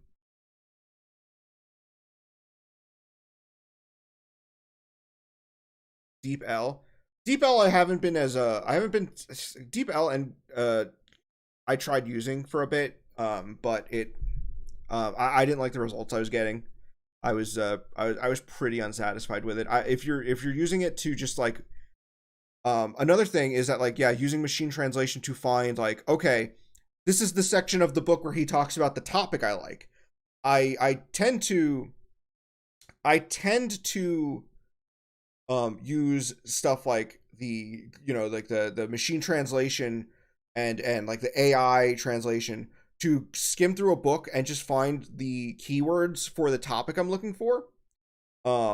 And then like once I have that, I'll send it to Windy or Ouchie or someone to get an accurate translation. Like I think I went through Masaki Suji's book using like the Google AI, just looking for his first mention of the flying phantom ship, and then it was only like a paragraph, but I remember sending that paragraph to Windy and being like, hey, can you translate this, just tell me what he's saying. um so that's another tool, and a lot of people do that. I don't think people realize that like you can download the Google AI app and just if you have a Japanese book, scroll through it with the AI on, and it will auto translate, and then you can find the text pertaining to the subject you're looking for. And I would always say try to get it translated by an actual translator before you start putting that info in a video, because that's opening up a can of worms.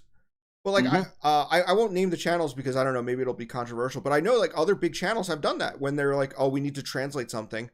They use AI to find the section where it's talking about the subject, and then they basically send that out to the translator, because sending an entire book to be translated when you're only talking about one particular subject, It's a no, waste of money. doesn't work. It doesn't work. Don't no. I'm just a man. I don't got that money. Mm-mm. Um,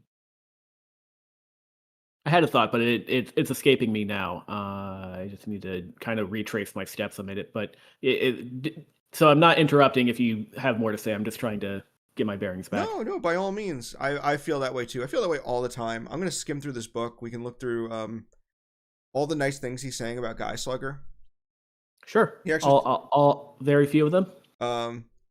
Well, it's interesting. There's a couple of tidbits of information that didn't make it into my video just because they're not the most important. But one of the things he talked about was Takayuki Suzuki is primarily a tokusatsu producer, so working on Guy Slugger was a new experience for him because it's an anime. So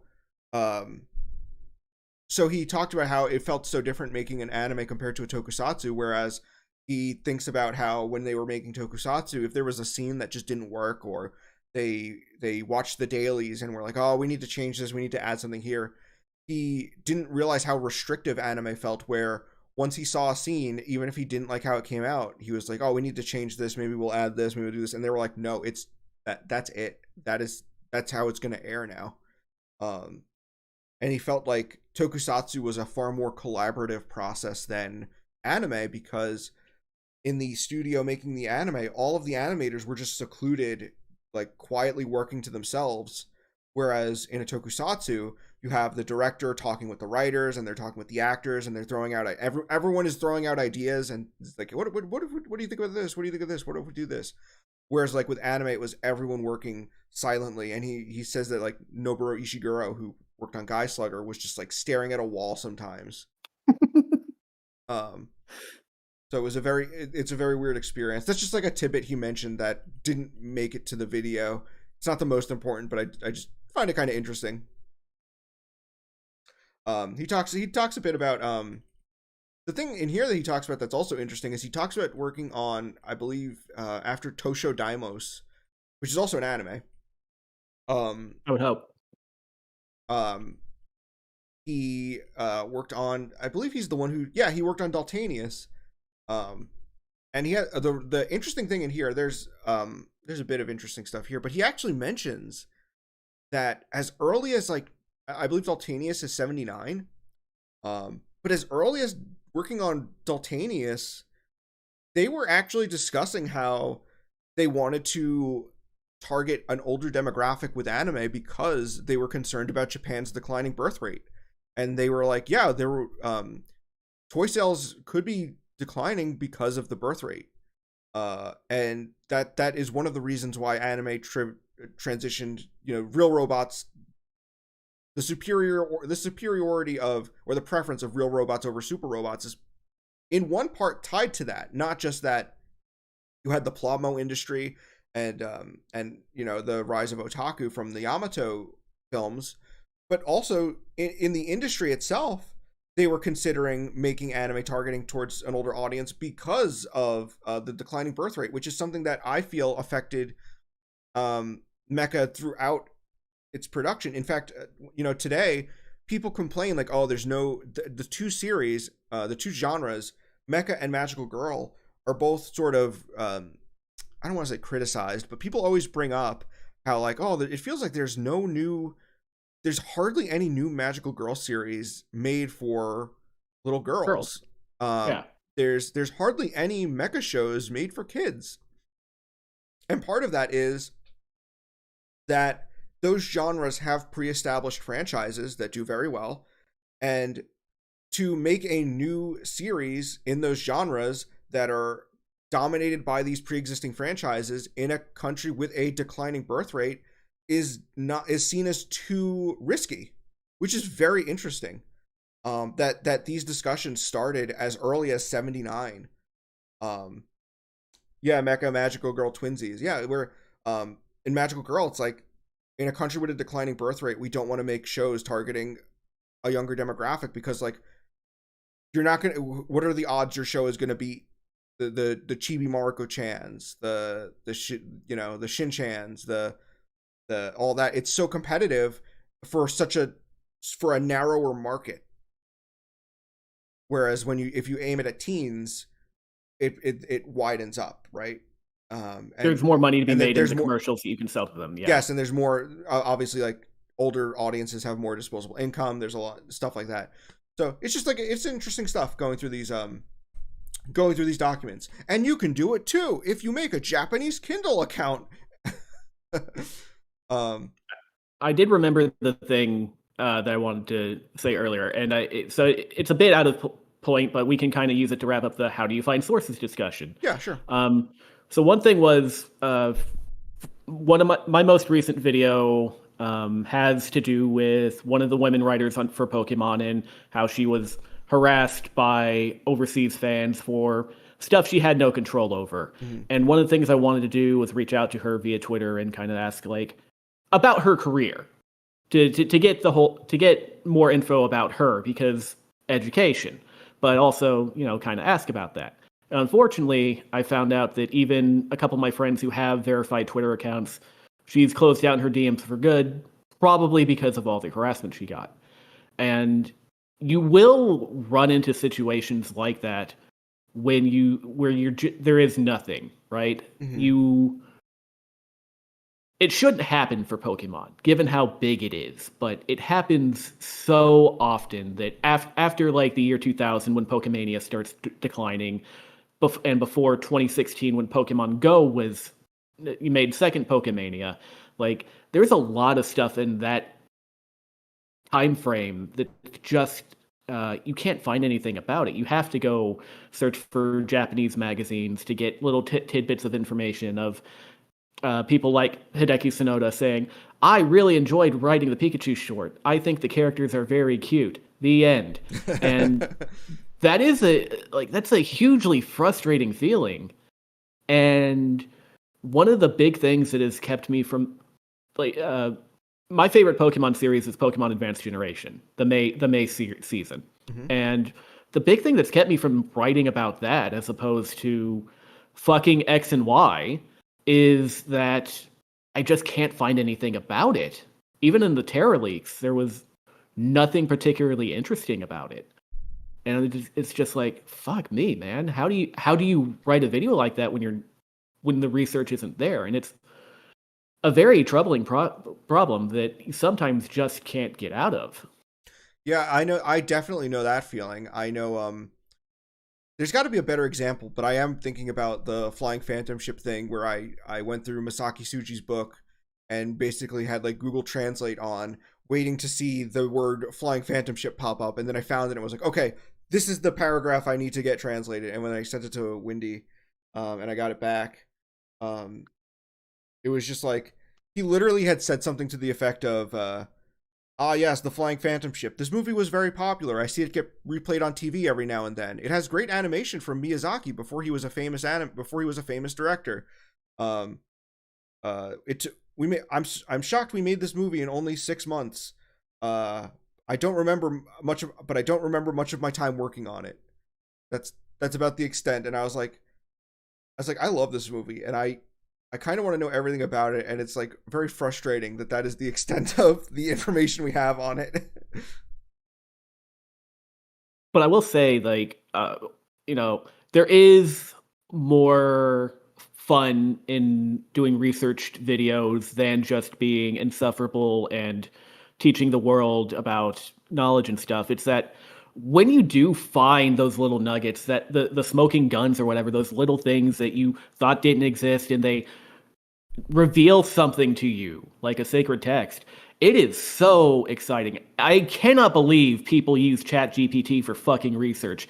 It is the most fun thing that you can do. I have literally had to go poop after I have found specific pieces of text, because I'm like, yes, I'm so excited. I'm like a fucking dog wagging my tail because of like, I finally found the treat, dude. And go ahead. I have the similar experience, or I tell people like, man, my favorite part of a video is researching it and writing it, which is not which I've learned is not how most YouTubers feel. They like the I don't know, uploading it. People like the reception, I noticed, or like I know there is like a lot of people who like editing, which I don't like editing. It's so boring to me.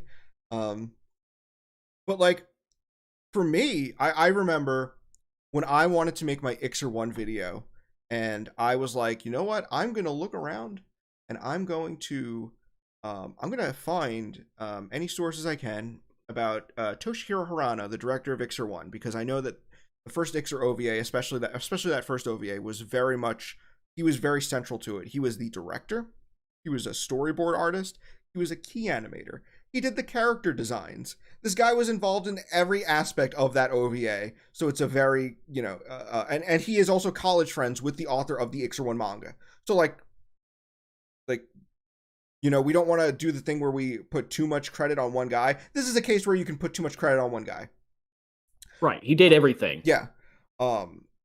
So I remember I was going through the magazines where he had interviews, and I found like a decent amount. And I was like, oh, okay. So there's like there's these three articles called Ixer Talk, and it's like Ixer Talk 1, 2, and 3. And then there's also like there's an interview with Aran Ray, who's the author of the manga, and then there's like some other blurb where he talks about later Ixer stuff.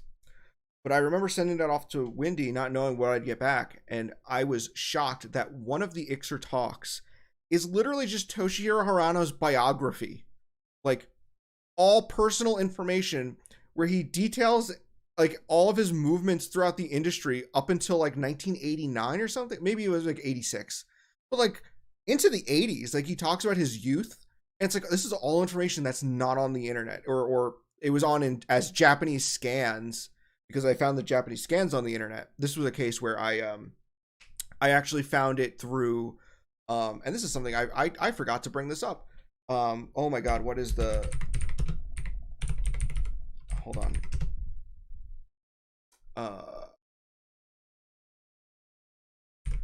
So this is another website that will help you out.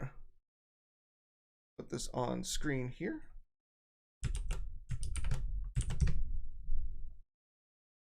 Okay, so I can't use it in an incognito window because I don't have the ad blocker, and there's some.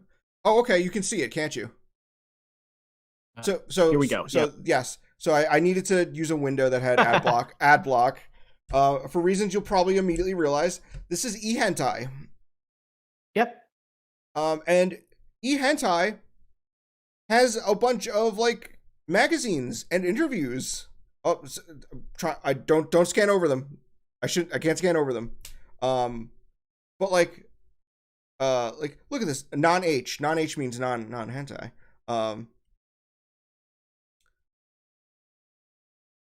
Look, but like there's just like, this is just like an Obari magazine, like a magazine. This is just art. But I found those Ixer interviews on eHentai, and I remember specifically because Wendy is in Russia and couldn't access it because they banned porn. So I just had to download it and send it to her. Sorry for doxing you, Wendy. Sorry. I know. Sorry. Russia's a very small country. Yeah, right. I mean, we basically know your address now, so. But yeah, eHentai is a good place to search for anime magazines, and another one that I don't use as commonly, but let me get it pulled up here. This is another. I believe he has these free on his page. I am a patron to this guy, but I believe even if you're not, you can find his stuff. Let me see if I can pull it up here.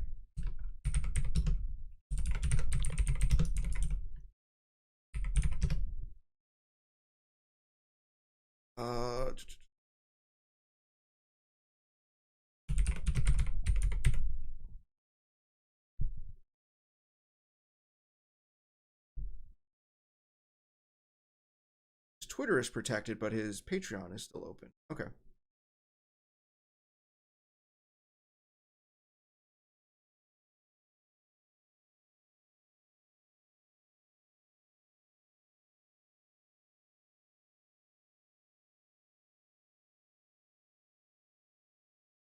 Mecha J, yeah, NSF websites.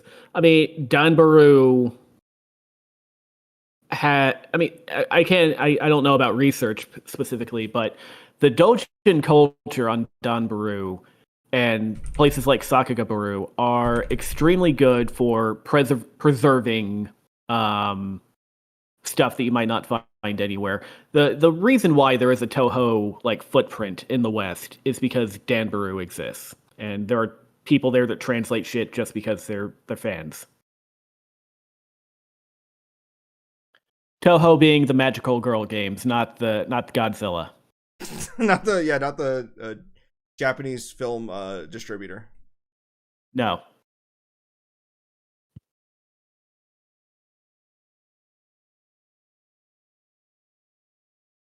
How much are you checking Internet Archive? Every day.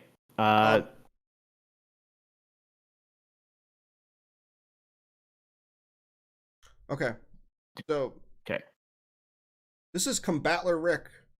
ComattlerRick is scanning every copy of animage. These haven't been as helpful as I thought they would be, but I have used them. And so I think I'm bringing this up because this might actually be more useful to someone else than me. But if you go to ComattlerRick, I am donating to his Patreon, but I believe even if you're not, you can go here. And so if you see new type, so if you see December 81, a lot of times if you're on a Japanese Wikipedia page and it has a bit of information you see and you're like, oh, how do I confirm this? If it says it's from Animage, you can go to ComattlerRick's Patreon, find the issue, and chances are you will be able to go, you can download it and go through the magazine. And then the magazine is of course in Japanese, so from there you do the trick of like, okay, let's use AI to tell me what is being said here, and if it is relevant to the topic that I want to discuss, then I will send it to my translator. So that's another tips and tricks you can use. In the Pokemon space, Dr. Lava fills a similar niche. I think you do have to subscribe to his Patreon to get access to his Google Drive, but I have stuff that I don't have a lot of his stuff. I want to say that. And so another topic that I wanted to talk about, because I think that's pretty much it for like finding sources, where to find them. You can like we said, you can sometimes find Japanese creators on the internet. I was actually shocked the director of Naruto, Hayato Date, has a Twitter that no one follows.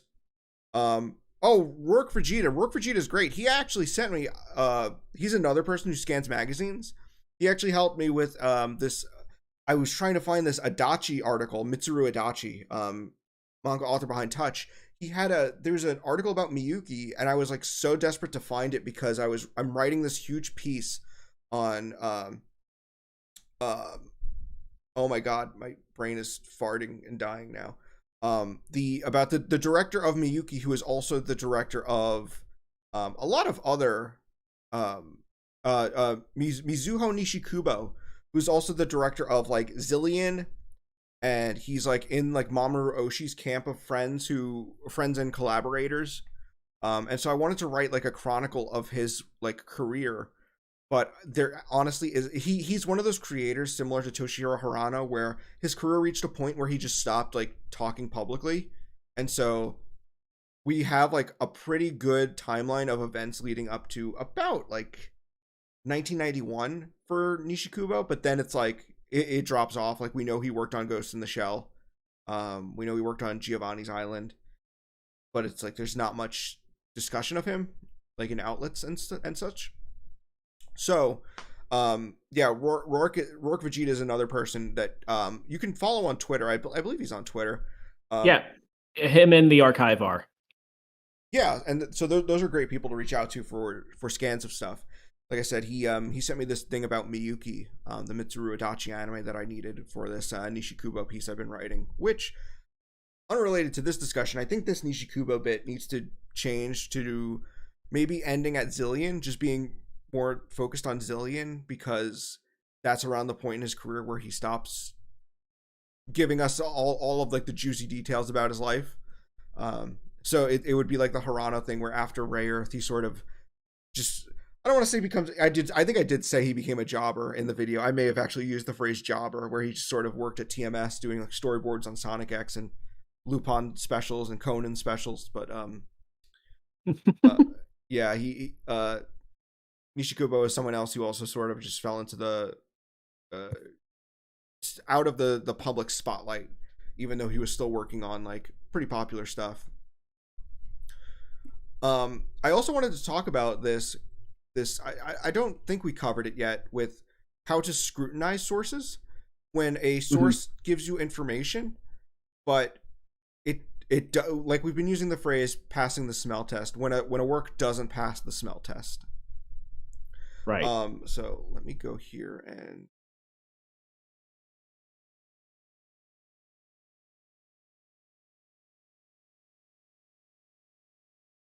I'm trying to change the background. Oh my god, okay. I've created an endless loop. I was right. I'm gonna look away from my screen before that hits me. You know what? I just proved millennials are the worst generation. While you're fixing that, Petsu-chan on Twitter, he doesn't scan stuff necessarily, but he is very well connected with pretty much everyone who does. He if he does not know something, he knows who does know it because he follows everyone. Yeah, I think that might be a good thing to bring up too, is like, who are people who are like very good sources, like, not to be like I'm gonna cite so and so from Twitter, but like, if you're interested in the anime discussion, who are people who have interesting takes and who are knowledgeable and who are to follow? And like the first ones I think of are like Ihoba is one. Yep. Not the Pat Lieber villain.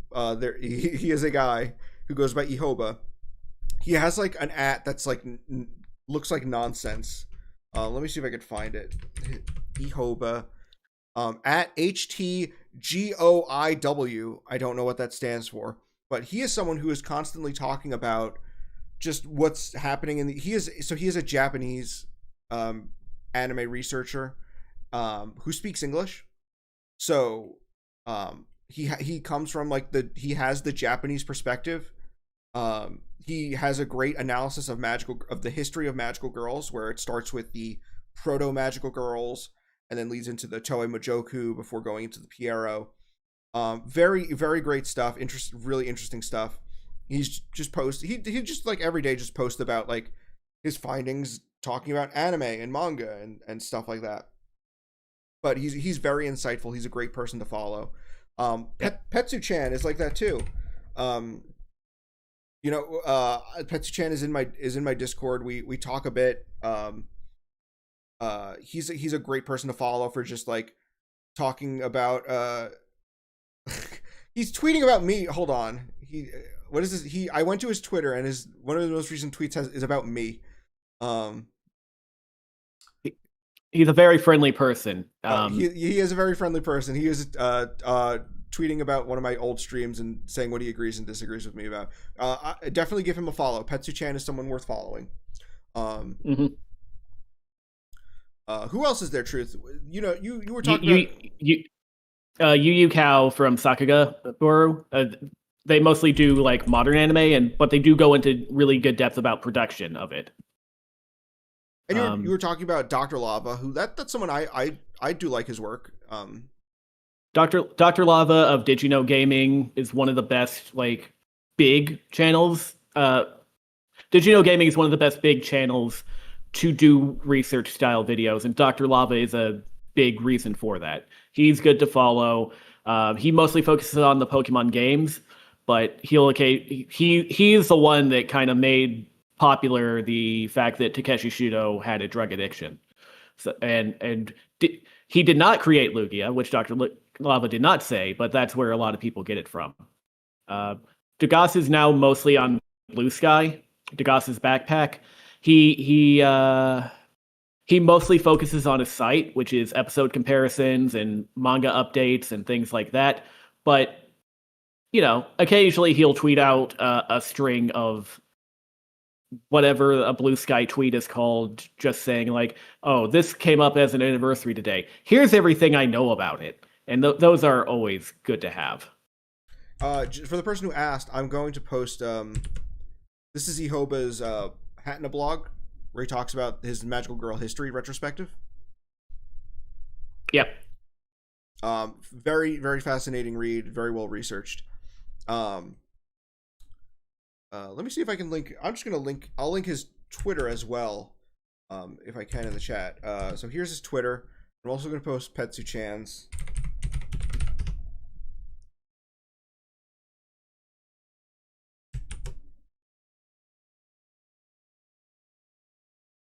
Yeah, I think it's important for communities to have those people like Dogasu and Dr. Lava, who are like the people who can sort of act as the um it's like the people we can look to for having always having like the best information. Um, I think about how like the Dragon Ball community has Mike from Kanzenshu. Um, Lupin used to have Reed Nelson, but I mean they still have him. He's still alive, as far as I know. He's just Thank not. God. He's just. I don't see his presence on the internet anymore. I don't see him anywhere. Um, Zionic Scans is actually a good one. And Mark Simmons. Mark Simmons being a translator. Hold on. I'm gonna post the Zionic Scans Twitter as well. I'm also linking two blogs here. They're both by I think the main name is Heisei Étranger, but he has at least two blogs I know of, Karageko and Anime Etudes. One's in French. French is easily machine translated if you need to, but a lot of his stuff is very helpful. Oh wait, Anime Etudes. That's Mateo, right? Yeah, I don't know what his big name is. His big name. Like he has a bunch of different names for his blog stuff, so I didn't want to like give the wrong one and only point to one of them. Yeah, because Anime Etudes. How do you say that? Say that again. You said it so well. Anime Etude. Now that you said Etudes, that's going to be what? Anime Etudes? Anime Etudes? Yeah, his Mushi Pro retrospective is awesome. He has a Mushi Pro retrospective that I love, and he has a Yoshinori Kanata retrospective that I really like. Ashi Pro 2. Ashi Pro, yeah. I haven't seen that one, but if he wrote it, I would definitely recommend checking it out. It's funny because and we can. This is actually something I think would be good to talk about. Yeah.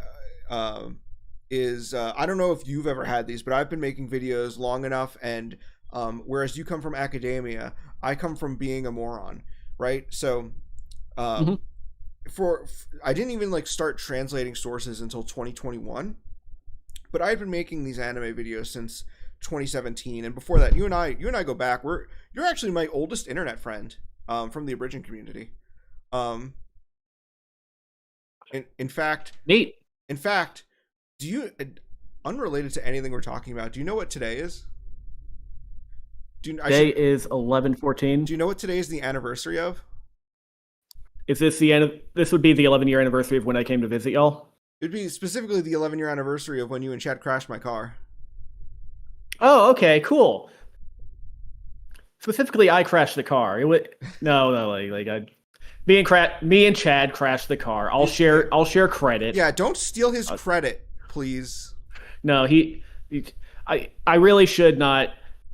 As a white male, I should not take on all of the credit for the actions of a Latinx woman. I didn't know where to end that. So you just misgendered Chad? Okay. I thought you used to be my wokest friend. What happened?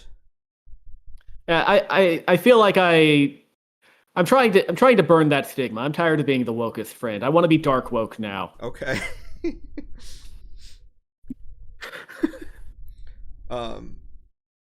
So for anyone who doesn't know, 11 years ago, Truth or Deal crashed my car. Yeah. To be fair, I was really mad about that. But then like the next day, if you watched our previous stream, where I mentioned Ben and we talked about our evil roommate. The day after Chad and Truth crashed my car, that evil roommate got fired, and so like it was like okay, well this had a happy ending because he was like our evil roommate worked at our job, but we had quickly like fallen out. Like once he started living with us, we got him a job at our place, and then he was like a monster, and he was really mean to other coworkers. He did a bad job. People would like come to us and be like, "Are you friends with that guy? Because like we know you got him the job here," and he's like really mean to other employees, and he does a bad job, and he's like really standoffish and weird. And we were like, Yeah, we got him the job here, but we're not friends anymore. He was a shitty roommate. Um, they weren't drunk, so I guess it's your story to tell. But from what I was told by Chad, so Truth came to visit us for the weekend, and on that Monday, I Hmm. had the day off work, but I had the day off work, and Truth had to go to the airport to go home. The airport is on the way to mine and Chad's job at that time. So Chad was like, "Well, I need the car to drive to work. I should just drive and drop Truth off at the airport on the way to work." And so I was like, "Sure." And so I gave him Hmm. my car. I gave him my keys and everything. The thing is that Chad didn't have a driver's license, is the thing. So, but I was like, "Oh, you're just driving to work and back. It's not a big deal." And Wendy, yes, I need to post. I will post Fee's thing after I'm done with this incredible story.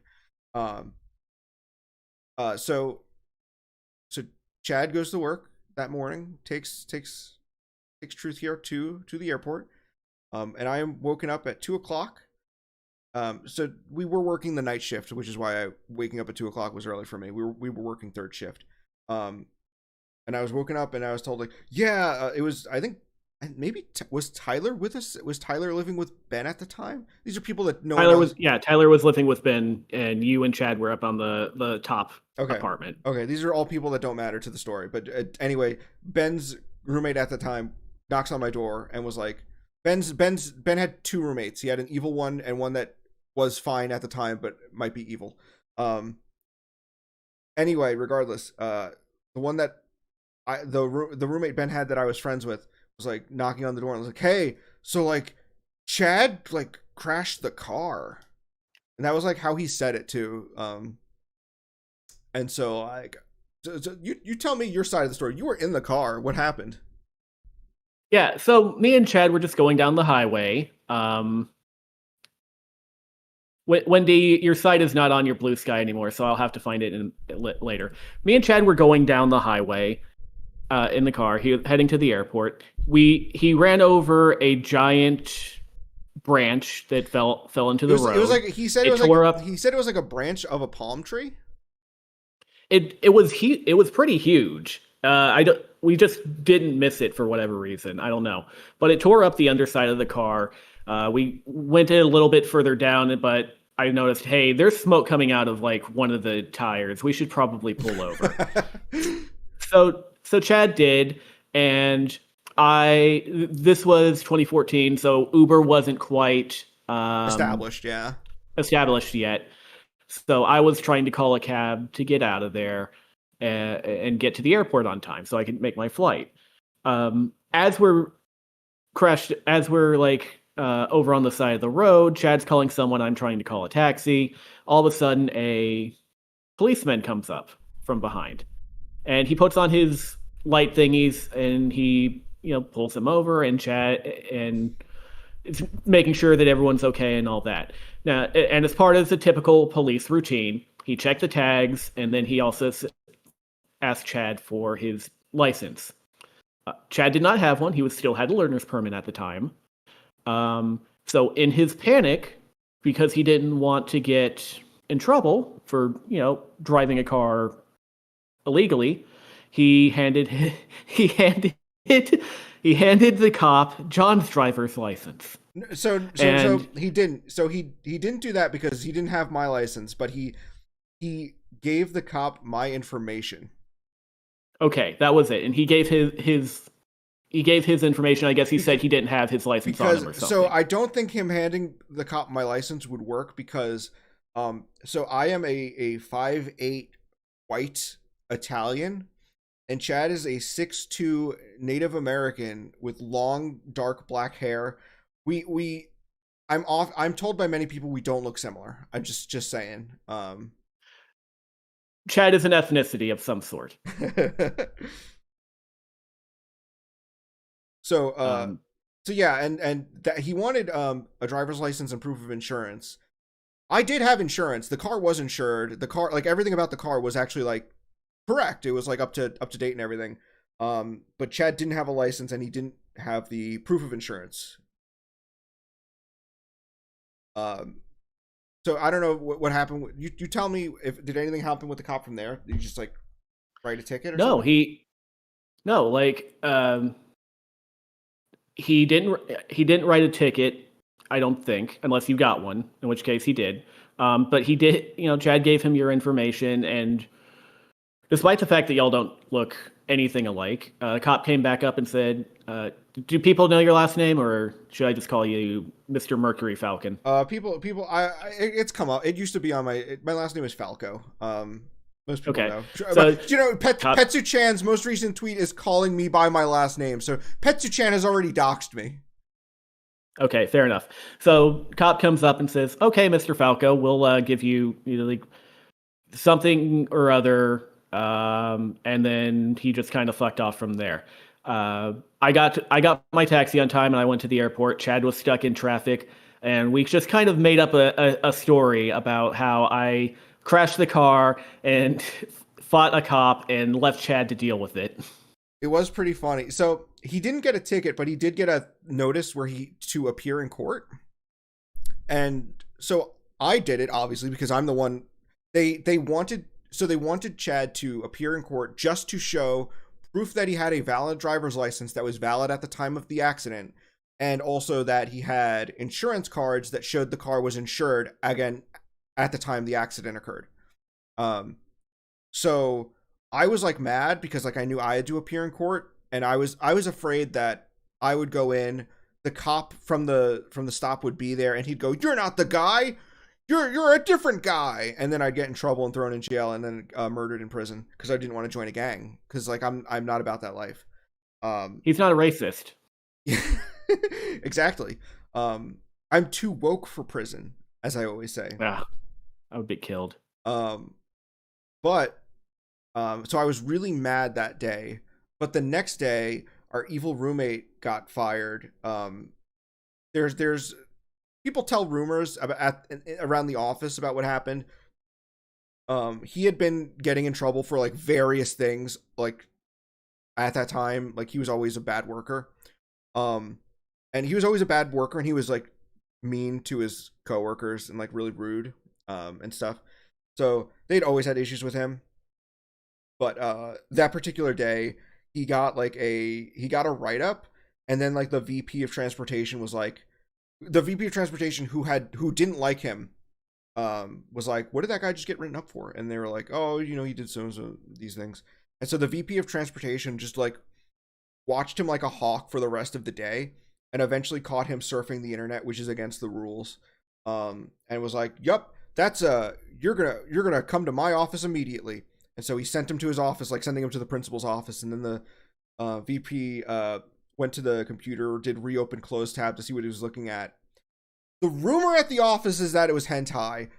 Even though I don't like the guy, I will give him the benefit of the doubt. I believe it was probably that he was on Tumblr and there was maybe like a GIF from an ecchi anime. It probably something like, it was 2014, so probably something like Kill la Kill was like, there was like a GIF from Kill la Kill. But Right. he immediately saw that and went, "Oh, you're out of here, buddy." And they did the walk of shame where they walk him out of the building. Um, and then he went to the parking lot, and everyone looked out the window as he walked to his car because he just dropped his stuff on the ground and started punching and kicking his car in a furious anger. Um, but yeah, I give him the benefit of the doubt. It was probably just like an ecchi gifs of an ecchi anime on Tumblr or something. But Yeah. but yeah, that hearing that story did make me feel better. And then I did go to court to present my license and my proof of insurance, and I literally just like went there. It was literally just a judge and like, I don't know, do you call him a bailiff? A court officer? That's yeah. Bailiff works. Bailiff, court officer. It was literally just a judge and a court officer, and I literally just went up to the podium. He was like, "So what happened?" And I explained the situation, and he was like, "Do you have your license and proof of insurance?" And I showed him, and he goes, "Yeah, it looks like this was valid at the time of the incident." And he gives it back to me and goes, "You're free to go." And so I didn't have to pay anything. I literally just showed up, showed him my driver's license and insurance cards, and he sent me home. So overall, it is a funny story because nothing really bad came from it. So Truth, I'm glad you broke. Everyone got saved in the end except the bad guy. I'm glad you exploded my car. Also, one of the reasons I was so frustrated is because it was the car was having a lot of issues, and I was complaining about it to Chad, and Chad kept going like, "Oh, it's not that bad. I've had way worse cars before." But like, he admits that like he admits like when we picked you up from the airport at the start of that weekend, I was complaining the whole ride home. Yeah. And we talk about how driving that car, we describe it as like playing Superman 64, where it's like the controls don't work. It's like drifty. It's like it was a very small car. It was a 96 Saturn, which was old even in 2013 or whenever I had it. It had like fucking bullet holes in like the upholstery. Nothing worked. It was like just a bad car all around, and I was always complaining about it. And Chad was like, "It's not that bad." So I did feel like it was a bit of like a little. It sounds a little mean because I know that Chad was not happy with the incident himself either. It was very traumatizing for him and such. But it did feel like a little bit of just desserts of like always trying to sort of like talk about, oh, it's not that bad, and then it explodes on him. Yeah, downplaying the car. Yeah, exactly. Oh my god, what were we talking about? What is this stream about? Research and shit. We were about to go into like sniff test and all that, and then the car blew up again. I do want to post Feez's Gundam Wing, or not Gundam Wing, Gundam Turn A Gundam page, because this is a great source. Moon's Cocoon. It's a great website.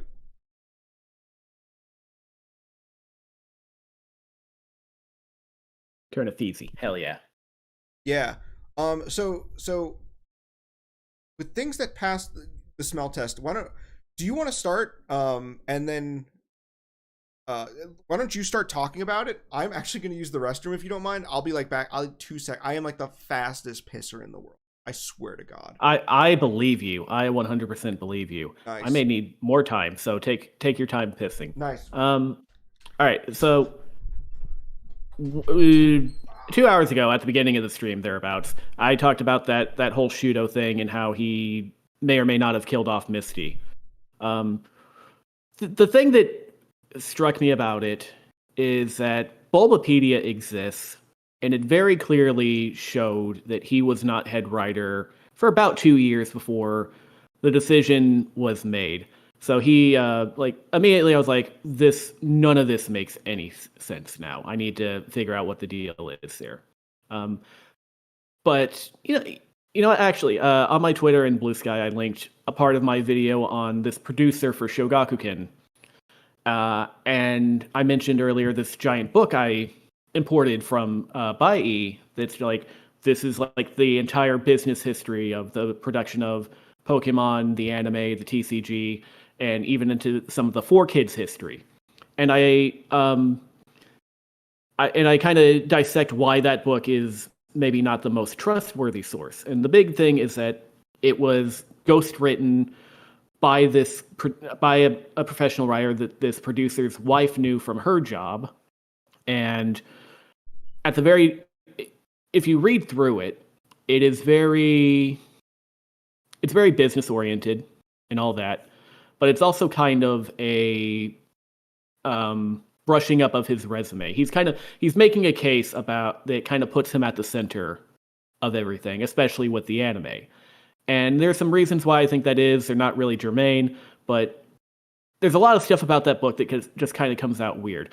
At one point, he does just kind of list out his resume. There are a couple of passages that are written by this writer that is just kind of glazing him in a way that shouldn't be in a book like that. So my takeaway was kind of like, okay, this book here it's not a bad source, because there's clearly a lot of information that is verifiable elsewhere. And if you can verify something elsewhere, then great. But you do have to treat it with a bit of suspicion when he makes bolder claims, like John was mentioning earlier.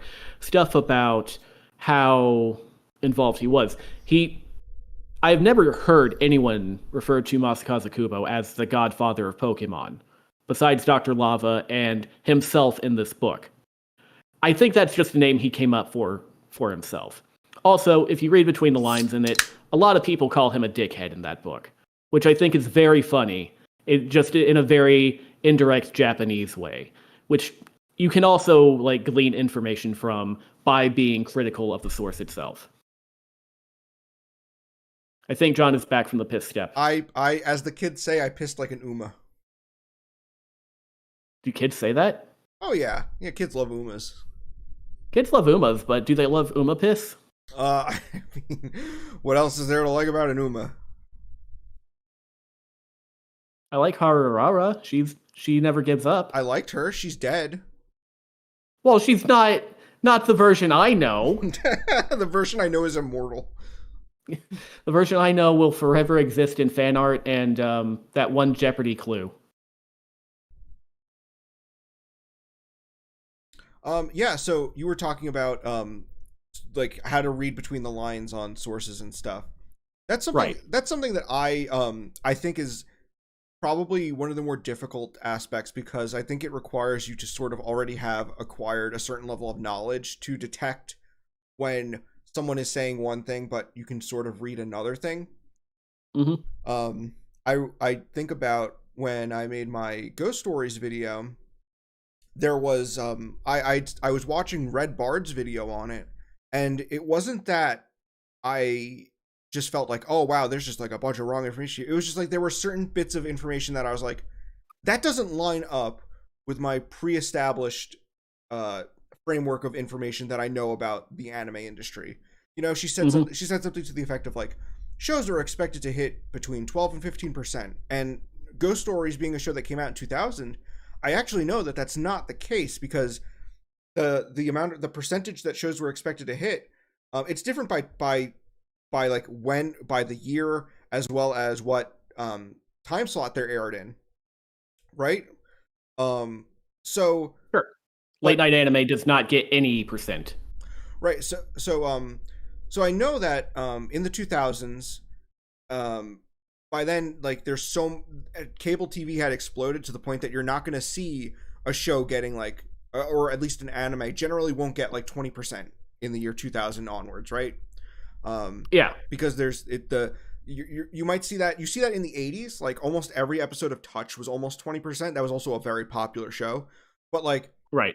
People always talk about like, I saw a thing on Kanzenshi that was like, do you think the ratings for Dragon Ball Super will ever pass the airings of Z? This was 10 years ago when Super was airing, and people had to jump in and explain it will never do that because the landscape of television is so different than the 90s, right?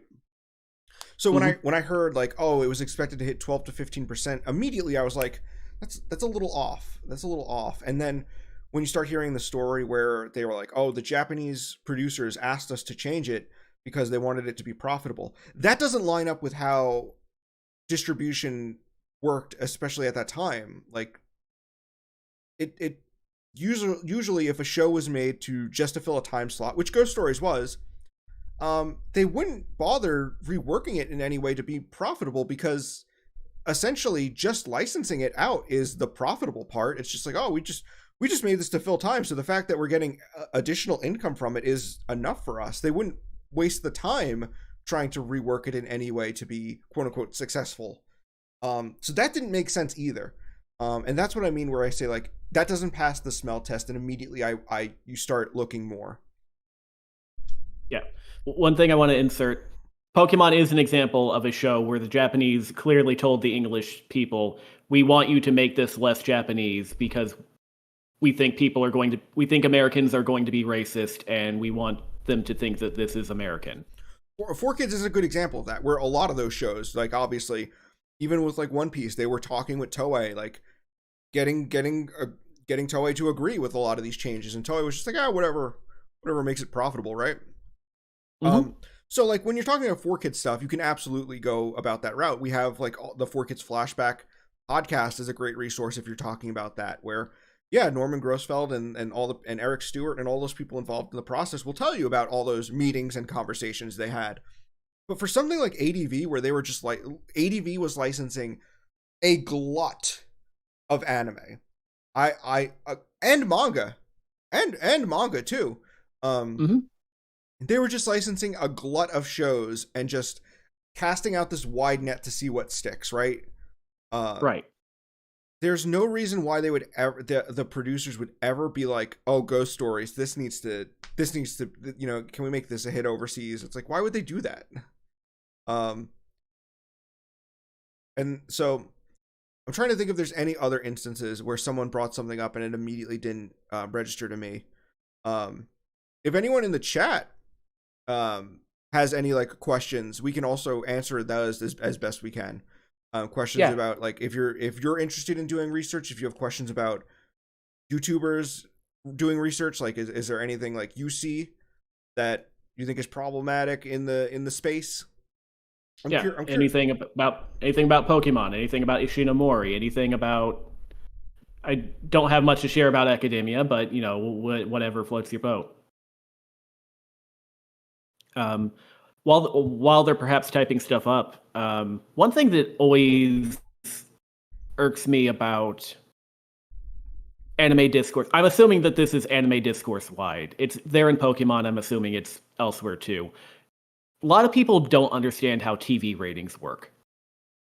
We don't know TV ratings for anything but the top 10, maybe up to the top 12 animation shows that air on Japanese TV in a given week.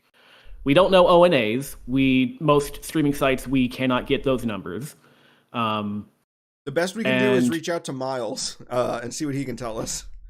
Right, he may have some insider info. He definitely does. He's probably going to be more on the Western side anyway. That's my understanding. I know he does have Japanese side things, but he seems mostly focused on not Japan, which is fine. Mecha J, Shaves consulted with me on that Pokemon video. I was gonna say, Truth here is mentioned. He's like thanked in the description. Someone's watching videos and not reading the description, it seems. That's where I put all of my citations. Shades DM'd me asking me, hey, can you look over this, make sure, and these are his words, make sure I'm not showing my own ass here. And I told him, you should show more of it. I think you can be more assertive, and I think the video was better because he did that. So go ahead. If you guys had trash taste money, what's the first video you guys would tackle? Oh my god, they have so much money. They're all millionaires, and they don't do fucking. Oh my god, they just fucking keep Iron Mouse alive, which is like that's neat. Like I'm glad you're keeping her alive, but like, no, she keeps herself alive. I'm playing a little silly joke. But I do feel like they could do so much more with their money. I guess Guguk did make an anime. But oh my god, there's so much. Oh yeah, we didn't recommend Shapes. Shapes is oh no, there's a racist penguin. Hold on. Yep, got to get rid of the racist penguin. Hold on. I can add him as a moderator. Yeah. Shapes makes good videos. Yeah, Shaves is someone that the YouTube channels I like. I'll post some of them because some of them are smaller than me. Shaves is that a classic racist penguin. But Shaves is a good one. Stevem, who I mentioned, it's the name Steven with an M. I enjoy a channel that just actuallys because I'm kind of an actually guy myself. And he does a lot of streams where he just actually bad videos. He was watching a video by someone who was like had some good like someone who comes to the right. I love when someone comes to the right conclusion, but with like bad information, but they still come to the right conclusion.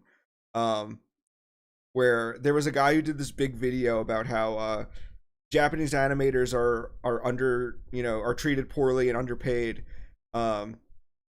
Correct conclusion, but then all of his information about that situation is wrong. And so it's like well, yeah, it's true that they're, treated wrong and underpaid. And then like all of his reasons for why the industry is bad are wrong. Like, no, those are not like when he talks about like, oh, they dub beforehand. So because it's easy. They do the voice acting beforehand. They don't animate to the mouth flaps. So and they do that because it's cheaper and easier. And it's like, yeah, that's like one of the good things about anime. Like that's actually like It's not a complaint. Is that they do the dubbing before, and it's like, he's like, this can sometimes lead to corrections, and it's like, yeah, it can, but like that's not like a huge issue with the anime industry. Yeah. um, And I think they mostly do it with key animation anyway. It's not like they've done all the in betweening yet anyway. he also does like, this is such a pet peeve of mine, and I see a lot of people who don't know about anime say this, where like Astro Boy, Tezuka's Astro Boy aired episodes weekly for like 3 years. I understand that seems like really crazy. They were not making Astro Boy episodes like an episode of South Park. They were not producing an episode of Astro Boy in 6 days. I just read Rentaro's book, and in it he actually mentions it was usually like, it could be anywhere from 2 to 6 months ahead of time that they usually had anywhere from 2 to 6 months of a head start from the episode that was airing. Just because it was airing weekly and hardly took breaks, they were not making them in 6 days like an episode of South Park. I've seen 2 videos on YouTube suggest that the reason why Astro Boy, why the art and animation does not look that good, is because it was made in 6 days, and that is not the case. It is compromised from what was possible at the time, because Toei was making films that looked beautiful. It's compromised because it's limited animation because it's the first fucking TV anime. Also, Hayden is a great channel. I have them on my wall of like, these are channels I recommend. Hayden the Historian.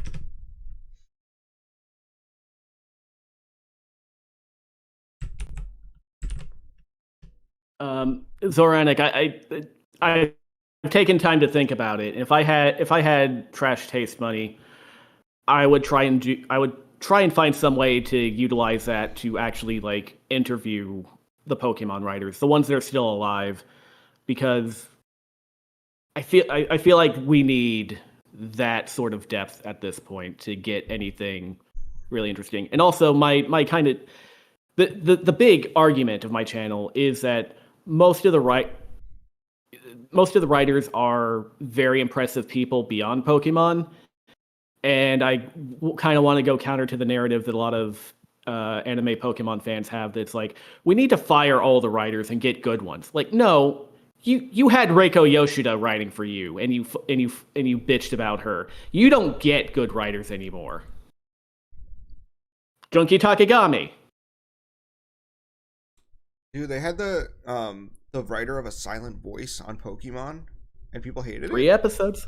Yeah, she wrote 1 episode for the 2019 series that she was not writing the show for the 25 years that came before that. She does not know all the anime lore. She is probably aware of the characters and their highlights, but not all of their inner depth.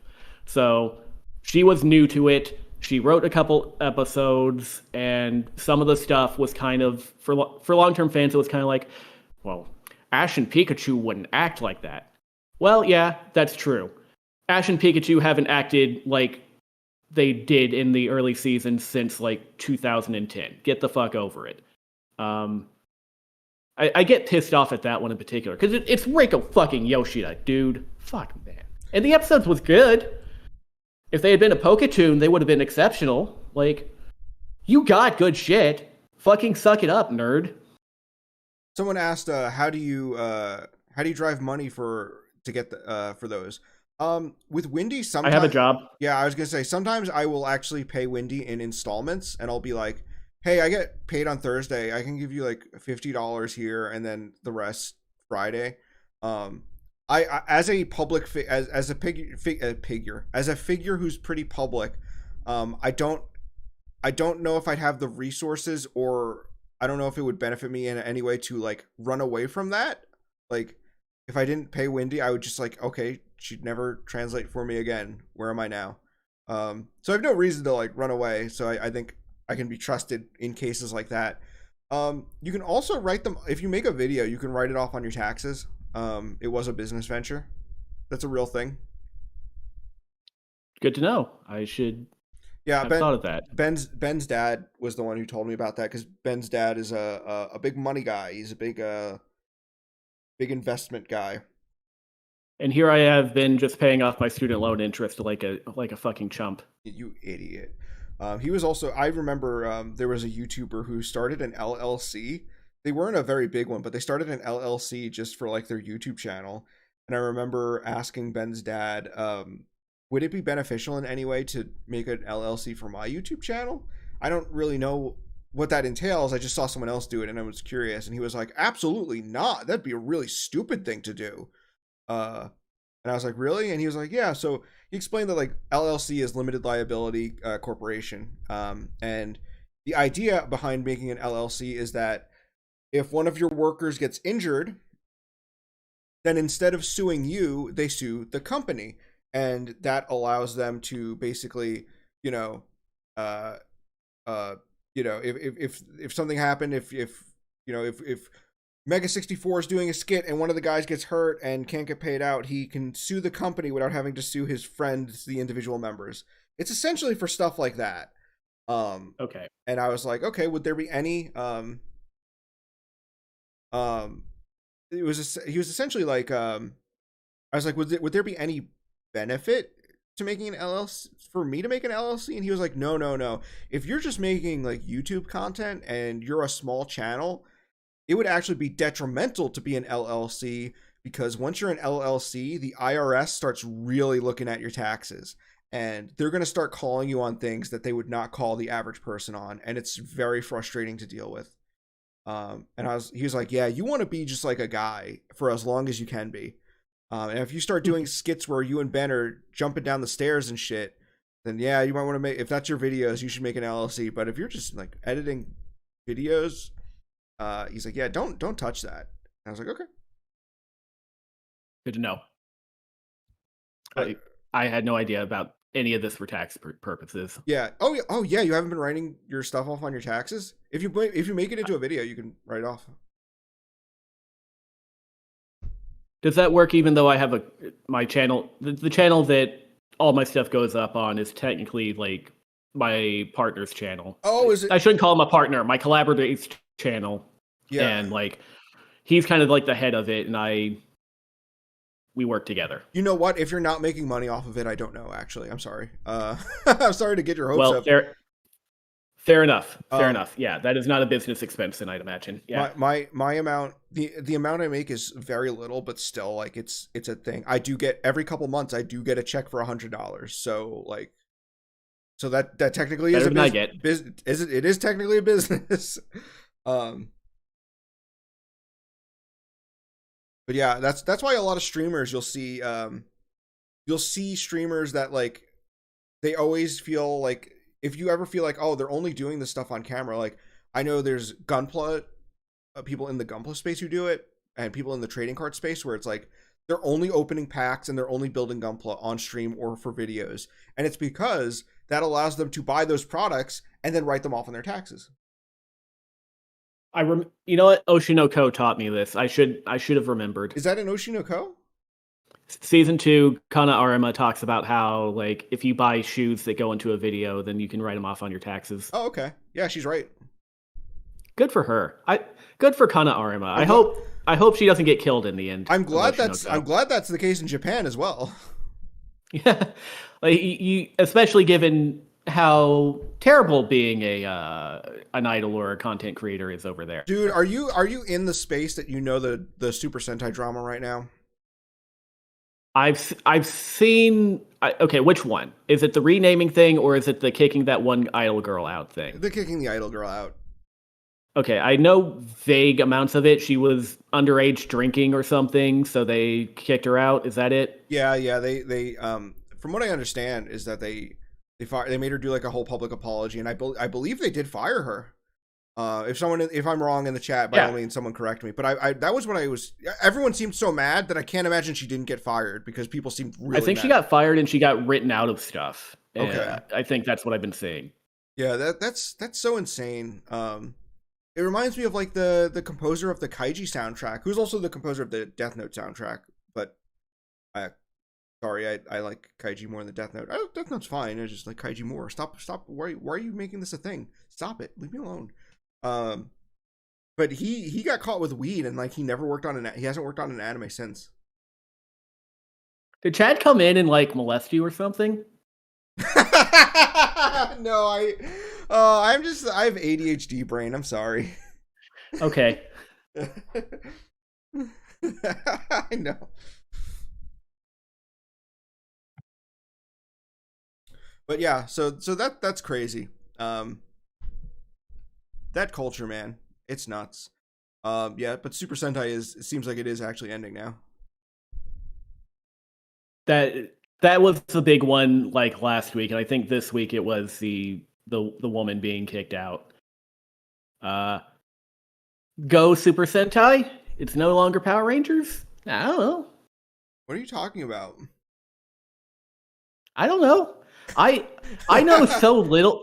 Like the Pokemon sphere intersects so much with Ultraman and Toku stuff that I see it a lot, but I have no context to which to understand any of it. So Power Rangers is the American version. Yes, I know that. Super Sentai is the Japanese version. I actually, you may be misreading a joke I made where people were debating whether or not Sentai was actually ending. There were some people that were saying, oh, it might just be a rebrand. And I joke tweeted that, like, yes, it is going to be a rebrand. They're officially calling it Japanese Power Rangers. Okay. All right. I didn't have the context to know that was a joke. My bad, y'all. This is why I don't talk about Toku. Yeah, sorry about that. To give a little more context, that is like a famous, like, groan-worthy thing in the Toku space is, like, someone who's not familiar with Toku watching Sentai and referring to it as Japanese Power Rangers. That's like a famous thing where Toku fans will roll their eyes at that. Jesus. So that was my joke. My joke is they're officially changing the title from Super Sentai to Japanese Power Rangers. Just to upset you. Yeah. It is one of my patented, genuine, iconic gaslighting tweets. Perfect.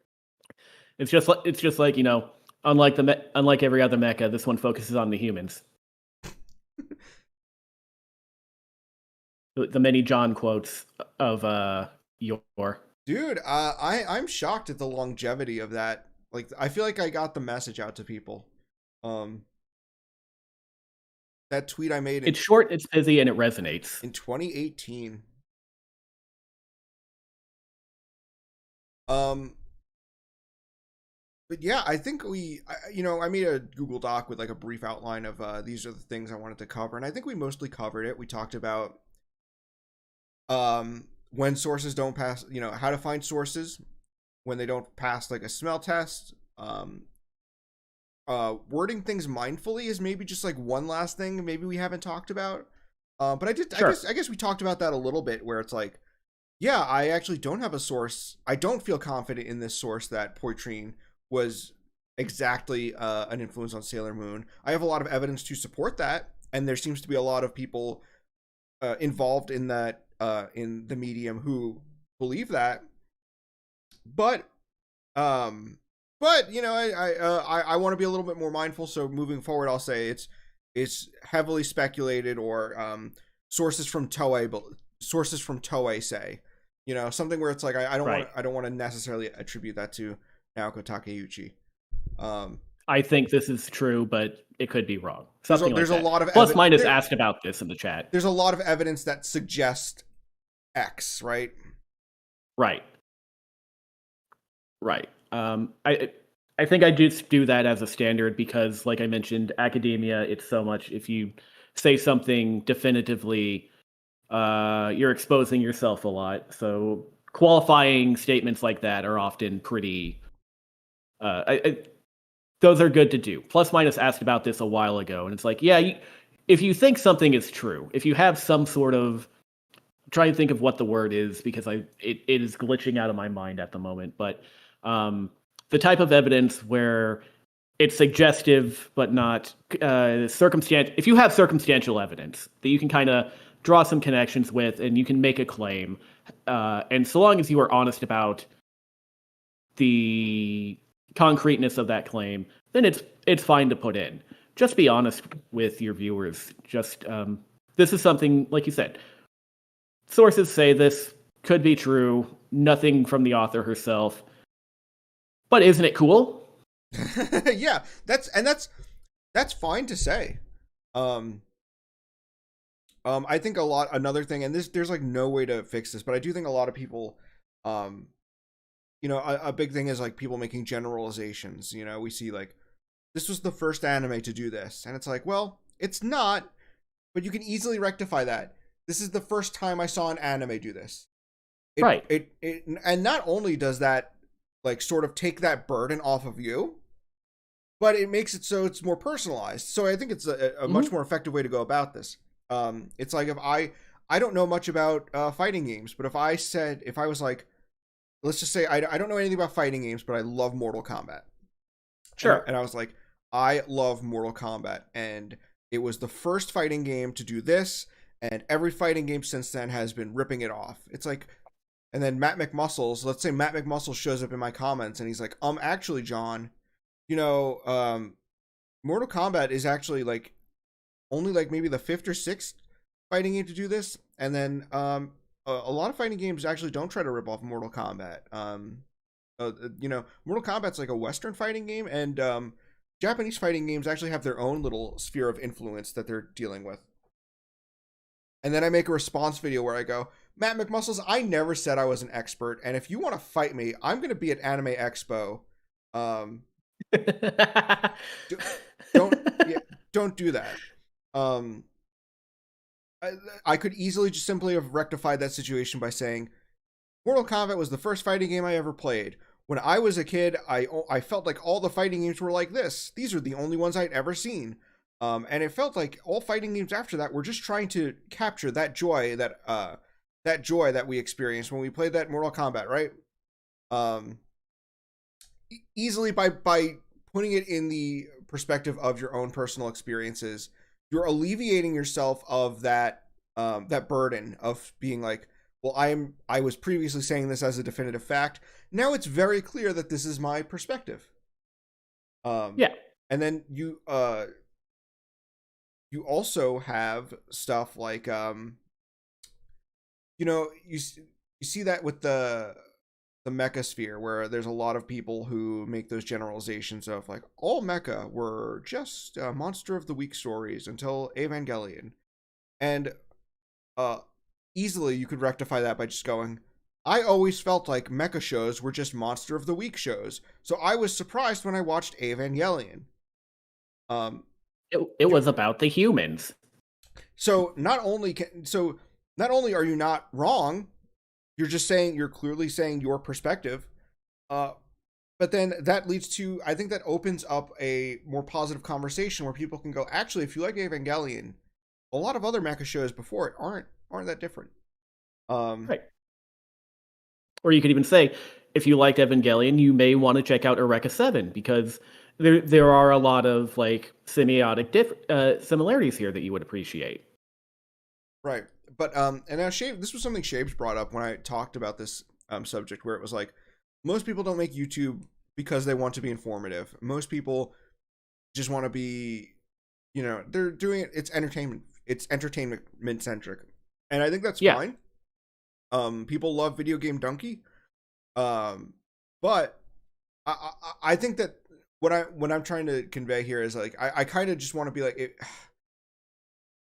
I think that even if you're just trying to be like an entertainment guy, it is really appreciated if you try to avoid, you worded it pretty well when you talked about how, like, yes, that is fair that some people just make YouTube videos to be like, just have, it's just supposed to be fun. It's supposed to be a chill experience. It's supposed to be like casually talking with your friend.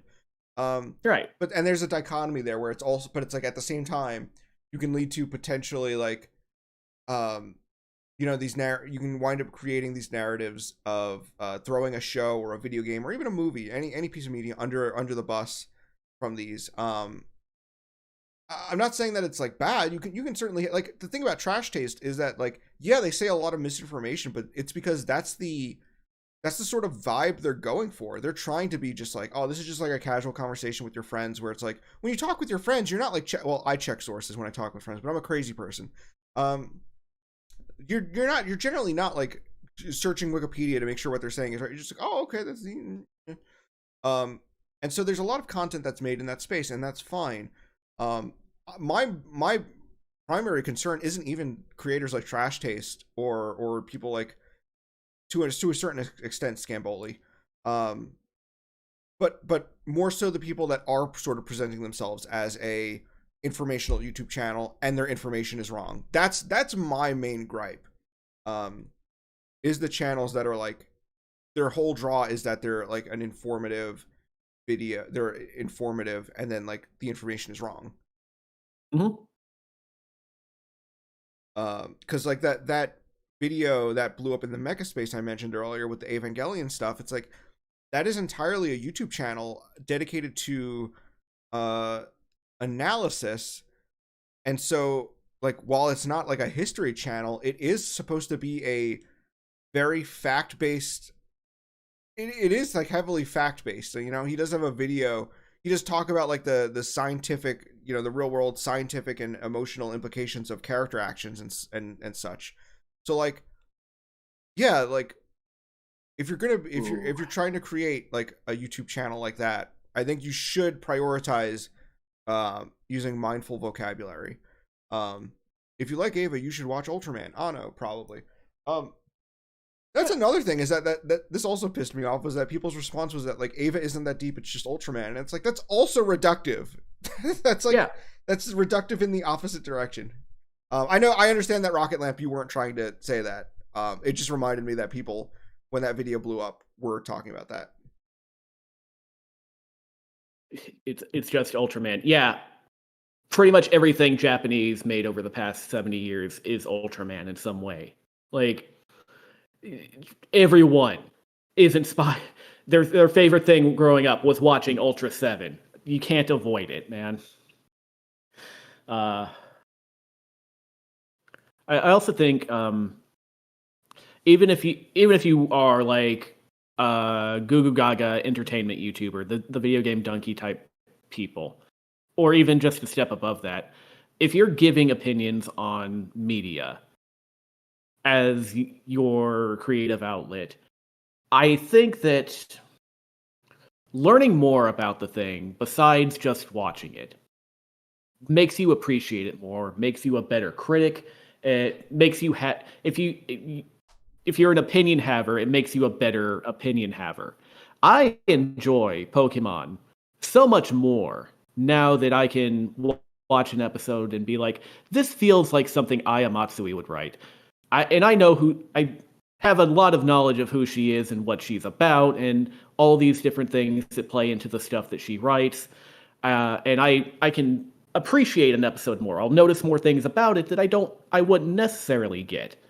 And I think that type of joy gets missing when you take on that sort of anti-intellectual, I'm not supposed to be an expert thing because I have to make a video once a month about this anime and how it cured my depression. Yeah, or the guy who just makes a Madoka video where you watch it, but you watch it in like 2 times speed and you make fart noises the entire way through. It's like I don't know. Someone probably finds that funny.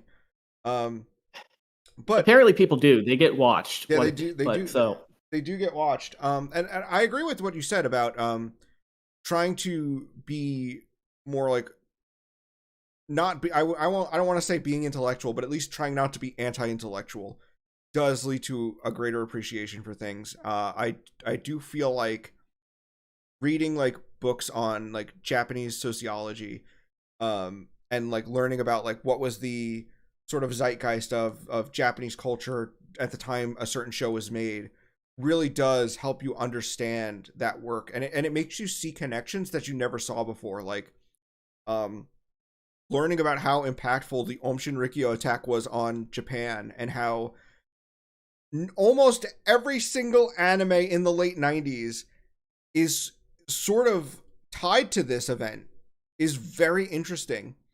Learning that like it created this sentiment among the Japanese people, not just the Aum Shinrikyo attack, but Aum Shinrikyo and the Hanshin earthquake. Those happened within like 2 months of each other, and these like these two tragedies happening so close led to like every work from the late 90s having this feeling of the characters feel like they are fated to fated to suffer, and that they are fighting for their lives, and that as much as they struggle, they'll never be able to get out of this situation they're in.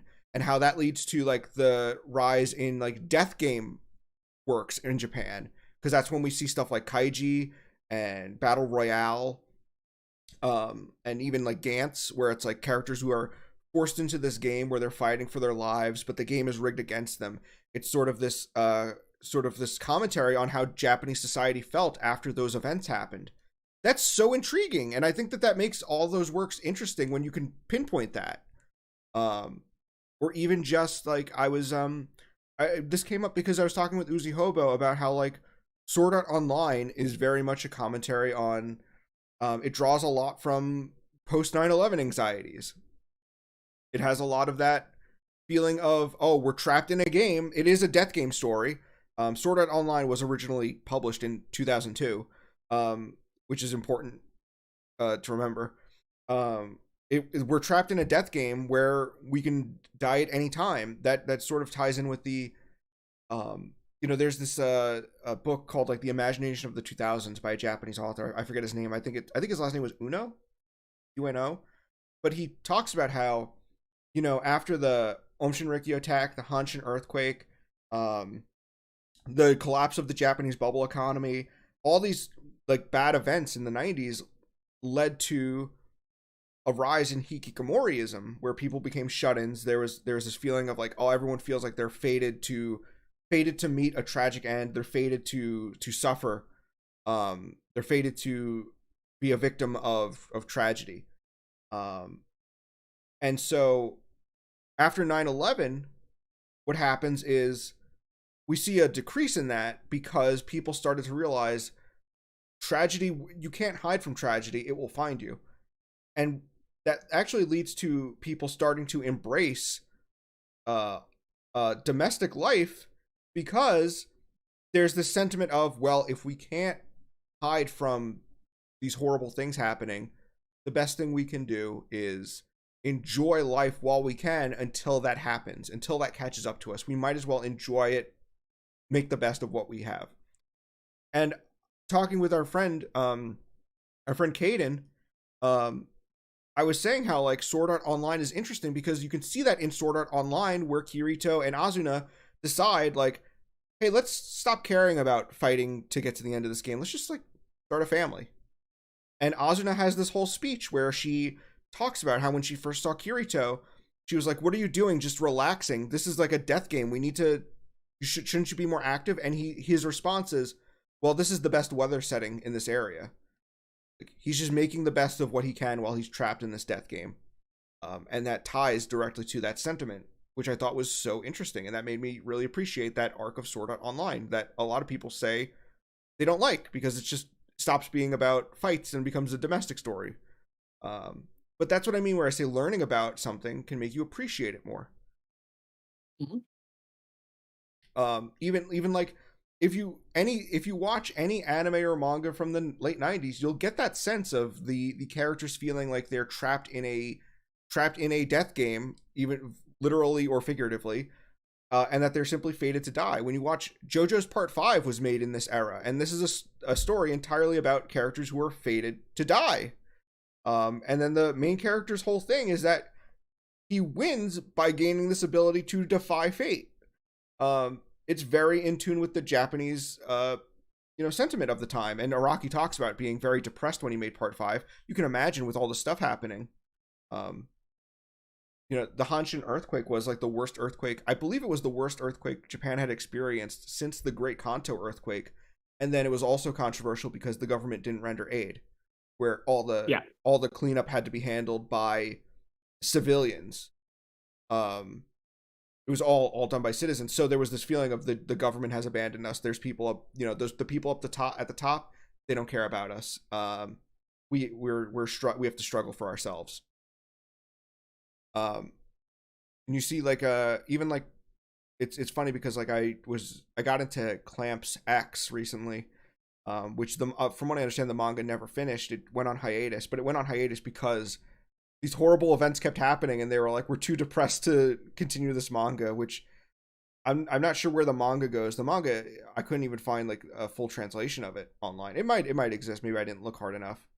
But like, yeah, the movie ends with a character having to behead his best friend. So I can imagine that after, the Ulm attacks, the Hanshin earthquake, you even have events like the Kobe child murders, right? Where it's Hmm. like, and then after that, you're like 9/11. You have all these things happening. It's like you can get why they were like so depressed. They didn't want to continue the story. But that adds a lot of interesting context to these works. Um, I think it's Patrick Galbraith has an interview where I believe it was Patrick Galbraith, maybe, but I think he's the one who said he saw Suzume in a Japanese theater, and the scene where she's turning through the diary, and then you see 311, and it's all blacked out, and in the theater in Japan, everyone gasps. But then he saw the movie in the U.S., and it's incredible how everyone is just completely silent because it doesn't register to an American audience. Right. It's not. It's their 9/11 It's yeah, effectively. effectively yeah.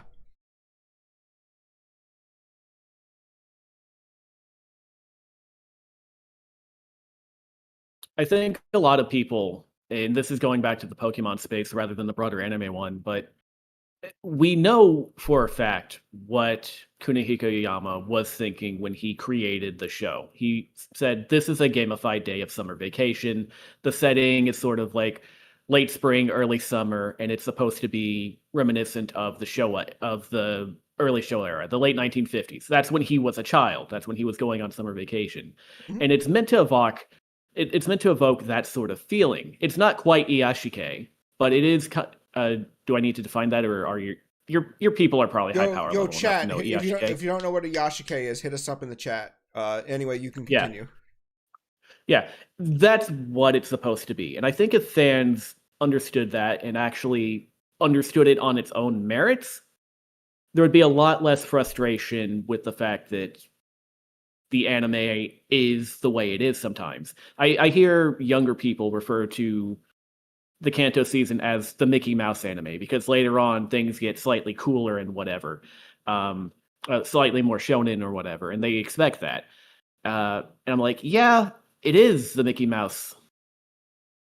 It is like that's what this show is. Even the stuff you like, it's just you're viewing it in the wrong way, and I think that leads to you being very frustrated about a show that you don't quite understand. And I do, you know, it's a Zoomer thing. I mean, I could blame it on it being Zoomer things, but I wish people would learn more about the things that they enjoy. Iyashike, Elusive Grain, is healing anime. It's stuff like oh, what's the prototypical one? Aria is a big one. Aria. Cute girls doing cute things is kind of like the sub trope of it. Of there is no real plot. It's just kind of here are events happening in a sequence that you're supposed to feel warm about. Yeah, so it's like with I mean with Aria, the plot is that it is a slice of life essentially where it's about these girls who live in a town or a city called Neo Venezia, which is basically Venice but in the future, and it's on Mars. And there's a bunch of lore hinted throughout the show, but it's never sat on. Like they talk about how humans came from a planet called Manhome, and you gather over the course of the show, Manhome is Earth. Um, Hmm. and they just say things like, there's an episode where they go to a farm and they just casually say like, "Did you know that they used to be able to grow these on Manhome?" And it sort of implies that people came to Mars because Earth is like barren or it's been sort of destroyed. But the plot of Aria is really just like every episode there's like a usually it might have like an episodic story about these girls who are gondola what would you call it, rowers. There's an actual word for it, I've forgotten already. Pilot, Not pilot pilot, probably. not pilot. But Gondoliers. they they they're basically like they do gondolas through Neo Venezia, and they have like it's like a comedy with slice of life elements, and the idea is that it's supposed to they're the kind of shows that people go nothing like happens. And it's like the point is that it's just supposed to follow mundane day-to-day life events. Occasionally they'll have like a, maybe something festive will happen, but it is essentially, Yashike means healing type, or healing type story. It's supposed to, these were very popular in the 2000s because you had so many of these horrible events happening in Japan and worldwide, that these stories became very popular. These ideas that like this is just a story that's supposed to remind you of positive times and happy times, and sort of make you forget about the world, even if bad things are happening in the world. You focus on the good parts. There's the other one is the one where it's Yokohama travel log. What is it called? Yokohama travel log. Yokohama manga. Yokohama Kaidashi Kiko. Yes, Yokohama shopping log is what the translated title is. That's the one where it's like a robot girl who like travels around. She works at a cafe, but there's like hints that the world was like destroyed in a flood. That's like a very, it's like sort of like that's like the typical Iyashike. To explain what that is to the person who was asking. Yeah, Girls Last Tour is a more recent example.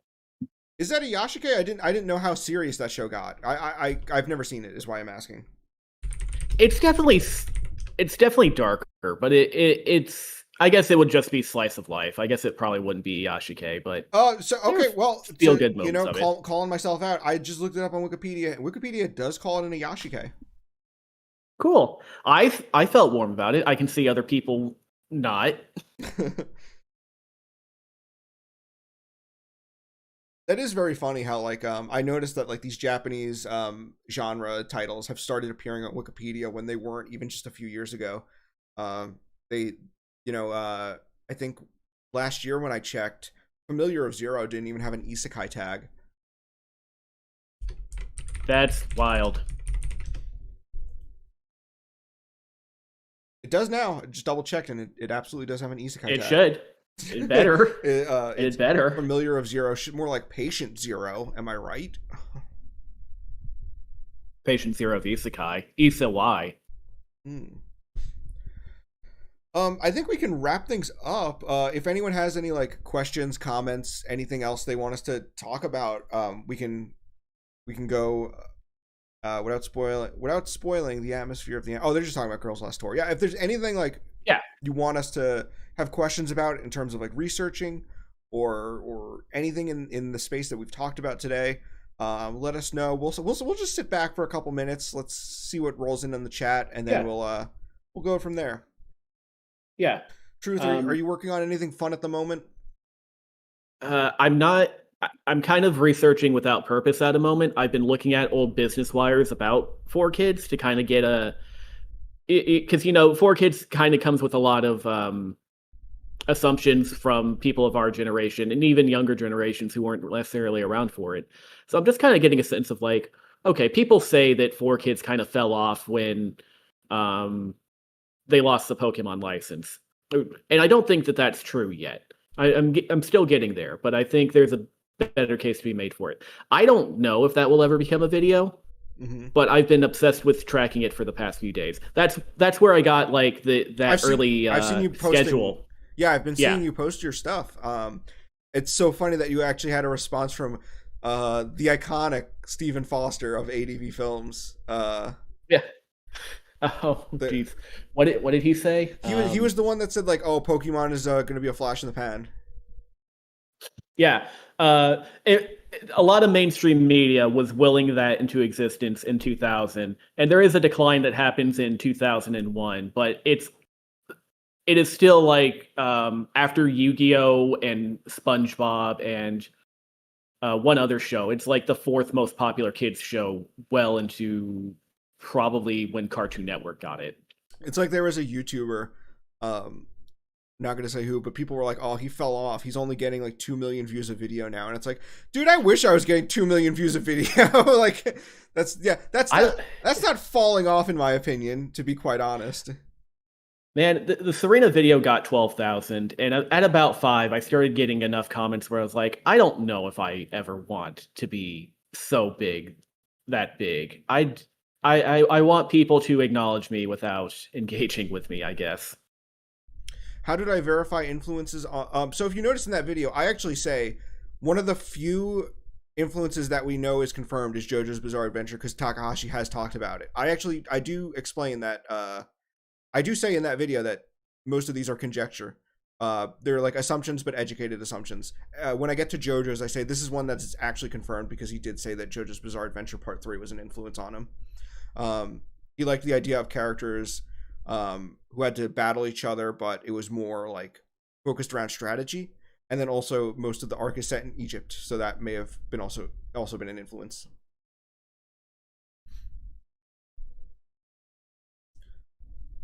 As I do want to bring up something I'm working on. I've so way back in 2018, I made a video about the and I've mentioned that I may have mentioned you may have heard me mention this already.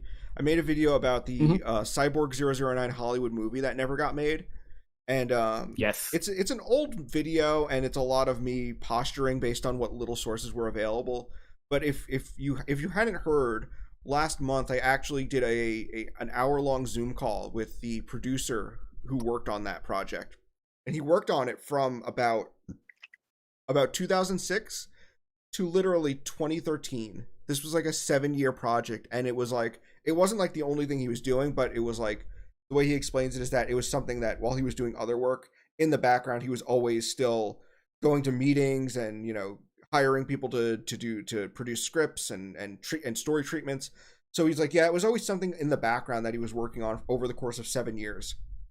And he actually still had contact with some of the people from Japan. So I also reached out to, I believe his name is Masuyasu Takigawa. It's definitely Takigawa is his last name. But I reached out to him and I did an interview with him and I did a hour-long Zoom call.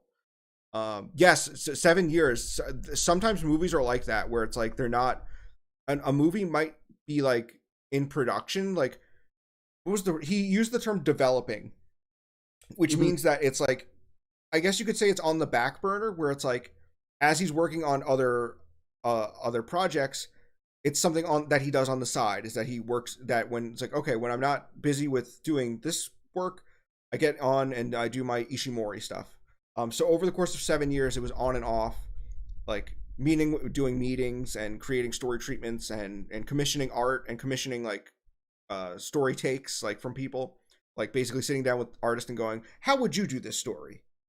Stuff like that. So he did that. That was an ongoing thing for like 7 years. And we just talked and he told me everything that he did. And he also connected a couple of pieces where it's like in my original video, I had no idea how they connected. I just assumed they were connected. And he explained exactly like, yeah, that was like a marketing push from us.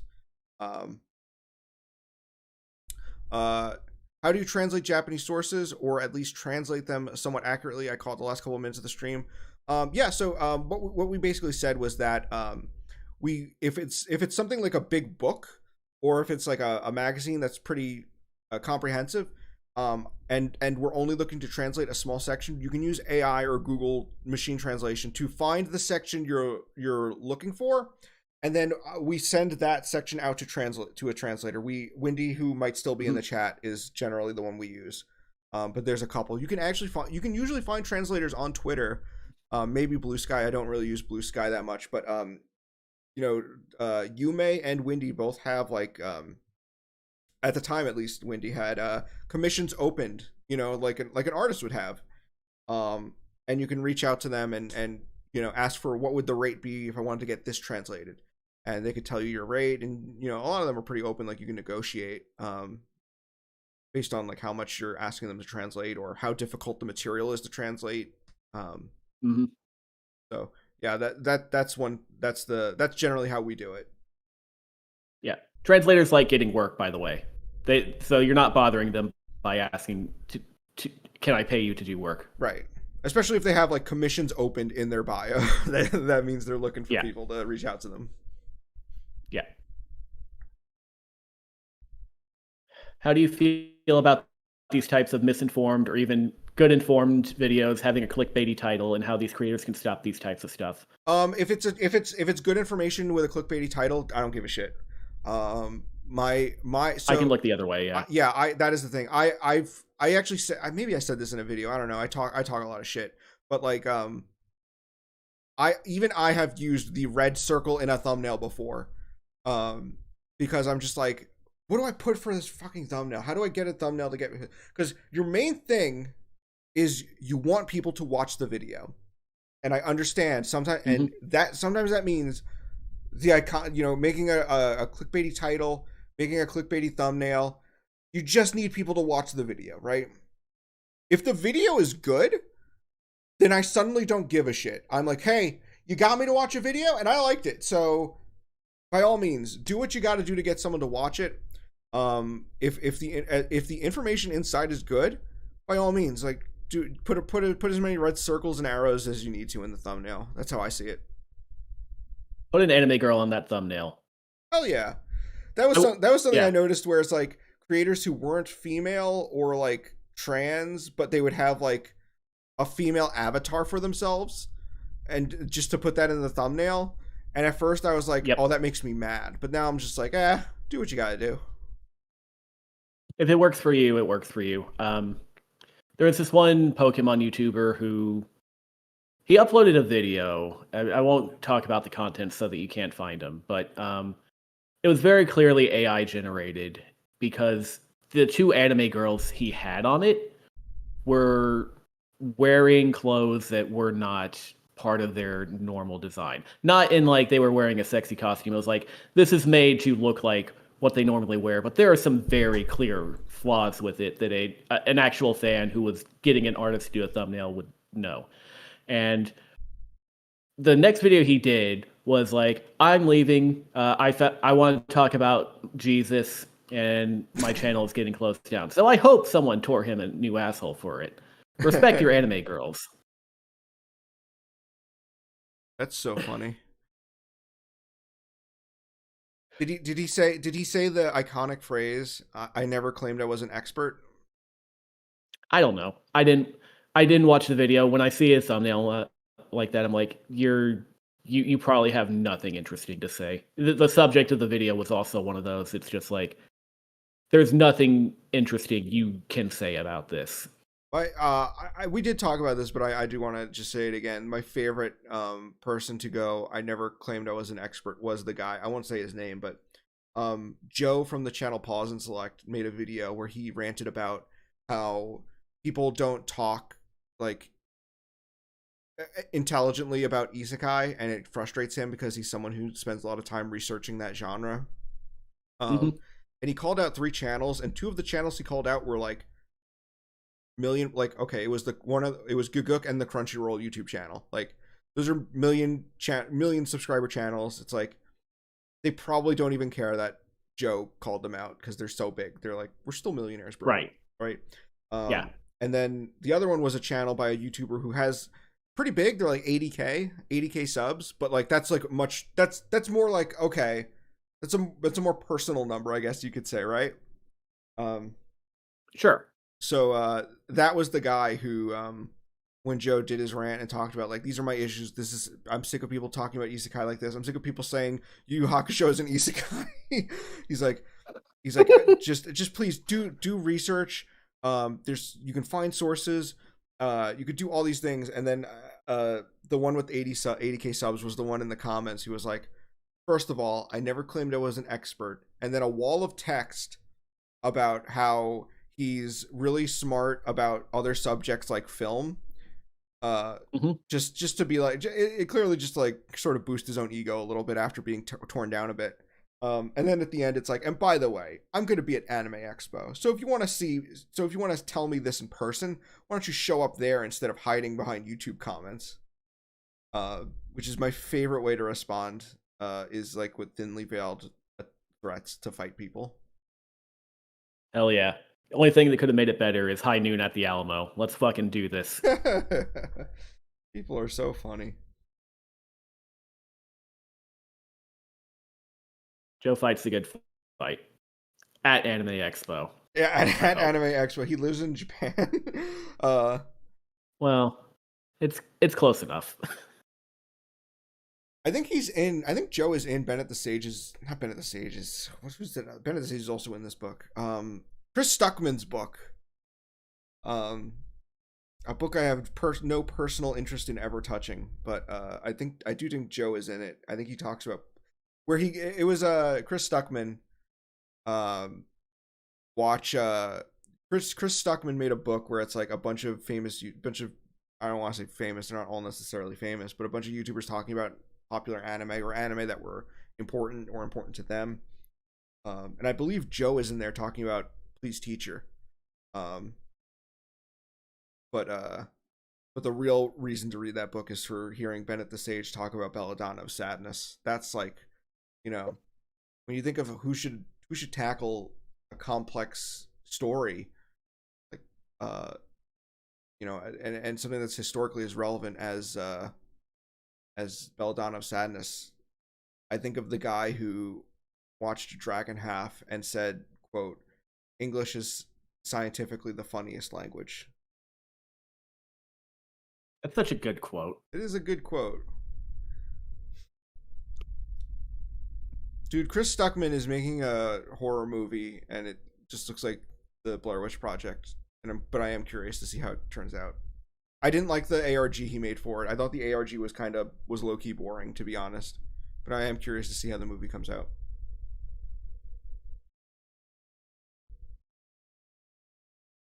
Truth, do you have no strong feelings towards Chris Stuckman? I don't know who that is. I'm not an expert on Chris. No. Anything. I never said I was an expert. Sorry, I never said I was a Chris Stuckman expert. I felt like I said that wrong, but playing it back in my head, I think I said it right. I don't know if I explained when I talked about that Cyborg 009 movie that when I did those interviews, I am working on a new video. I actually went ahead and unlisted the previous one because it's full of like bad information. Not that I think it's like harmful. It's not like a Red Letter Media talked about Chris Stuckman's movie? Oh boy. Oh my god, I feel so behind. I need to check that out. Are you sure? Shelby Oaks, yeah. Holy shit, I need to check that out. I absolutely need to check that out now. But yeah, I was gonna say I unlisted the old video just because like I'm gonna make a better version. Like I said, I don't think it's not like that old version is like creating discourse or anything because it's the subject generally no one cares about. But I am excited to get this new one out with all the like good like the new and good information in it. Sorry, that my brain is falling apart. But I'm so excited to get this new one out. I just went ahead and unlisted that, and I'm just like, yeah, once the new one comes out, it'll be like the definitive version of that story.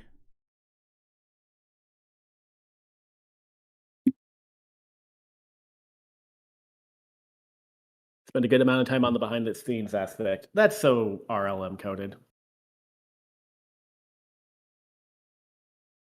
I need to look at what was the consensus on Shelby Oaks, because I followed the ARG and I low key did not enjoy I thought the ARG was pretty boring, but like I was interested to see where the movie goes. Let's see, it has Jesus Christ, it has a big Wikipedia page. They really went behind the scenes there. 55% on Rotten Tomatoes, so it could be enjoyable. It's a bit of a that's the threshold. It's the middle of the road.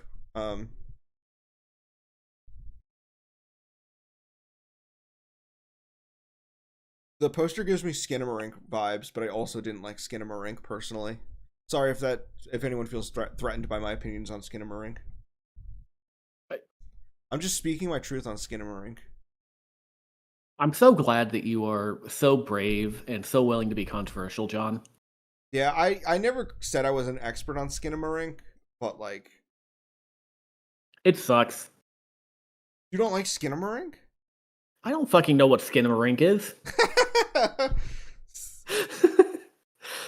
It's the horror movie that's like an ASMR thing where it's like all it's people whispering like this, or it's God, I hate that. It's children whispering like this, and it's filmed digitally, but they put a bunch of grain filters over it. I do that. Yeah, I know. But yeah, it's basically the book House of Leaves, but it's like also has like this ASMR aspect to it. I wasn't into it. It had a really great teaser. The teaser was awesome. Where it's just the voice going, in this house. In this house. In this house. Yeah, it just repeats, and I was like, oh, that's really I thought that was actually really good. I like that. But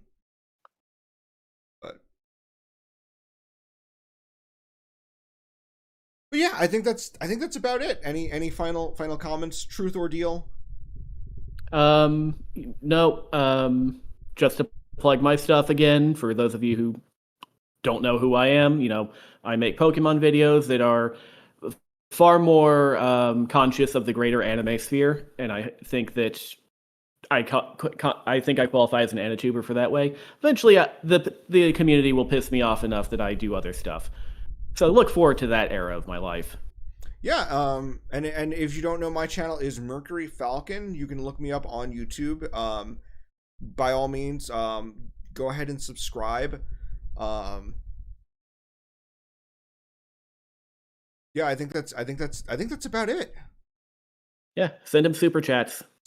Oh, we do have super chats open. People are able to super chat, but I think it's probably a bit late for that. Yeah, maybe I should like mention that at the beginning. I don't know. All right, we're gonna say goodbye, everyone. 3, 2.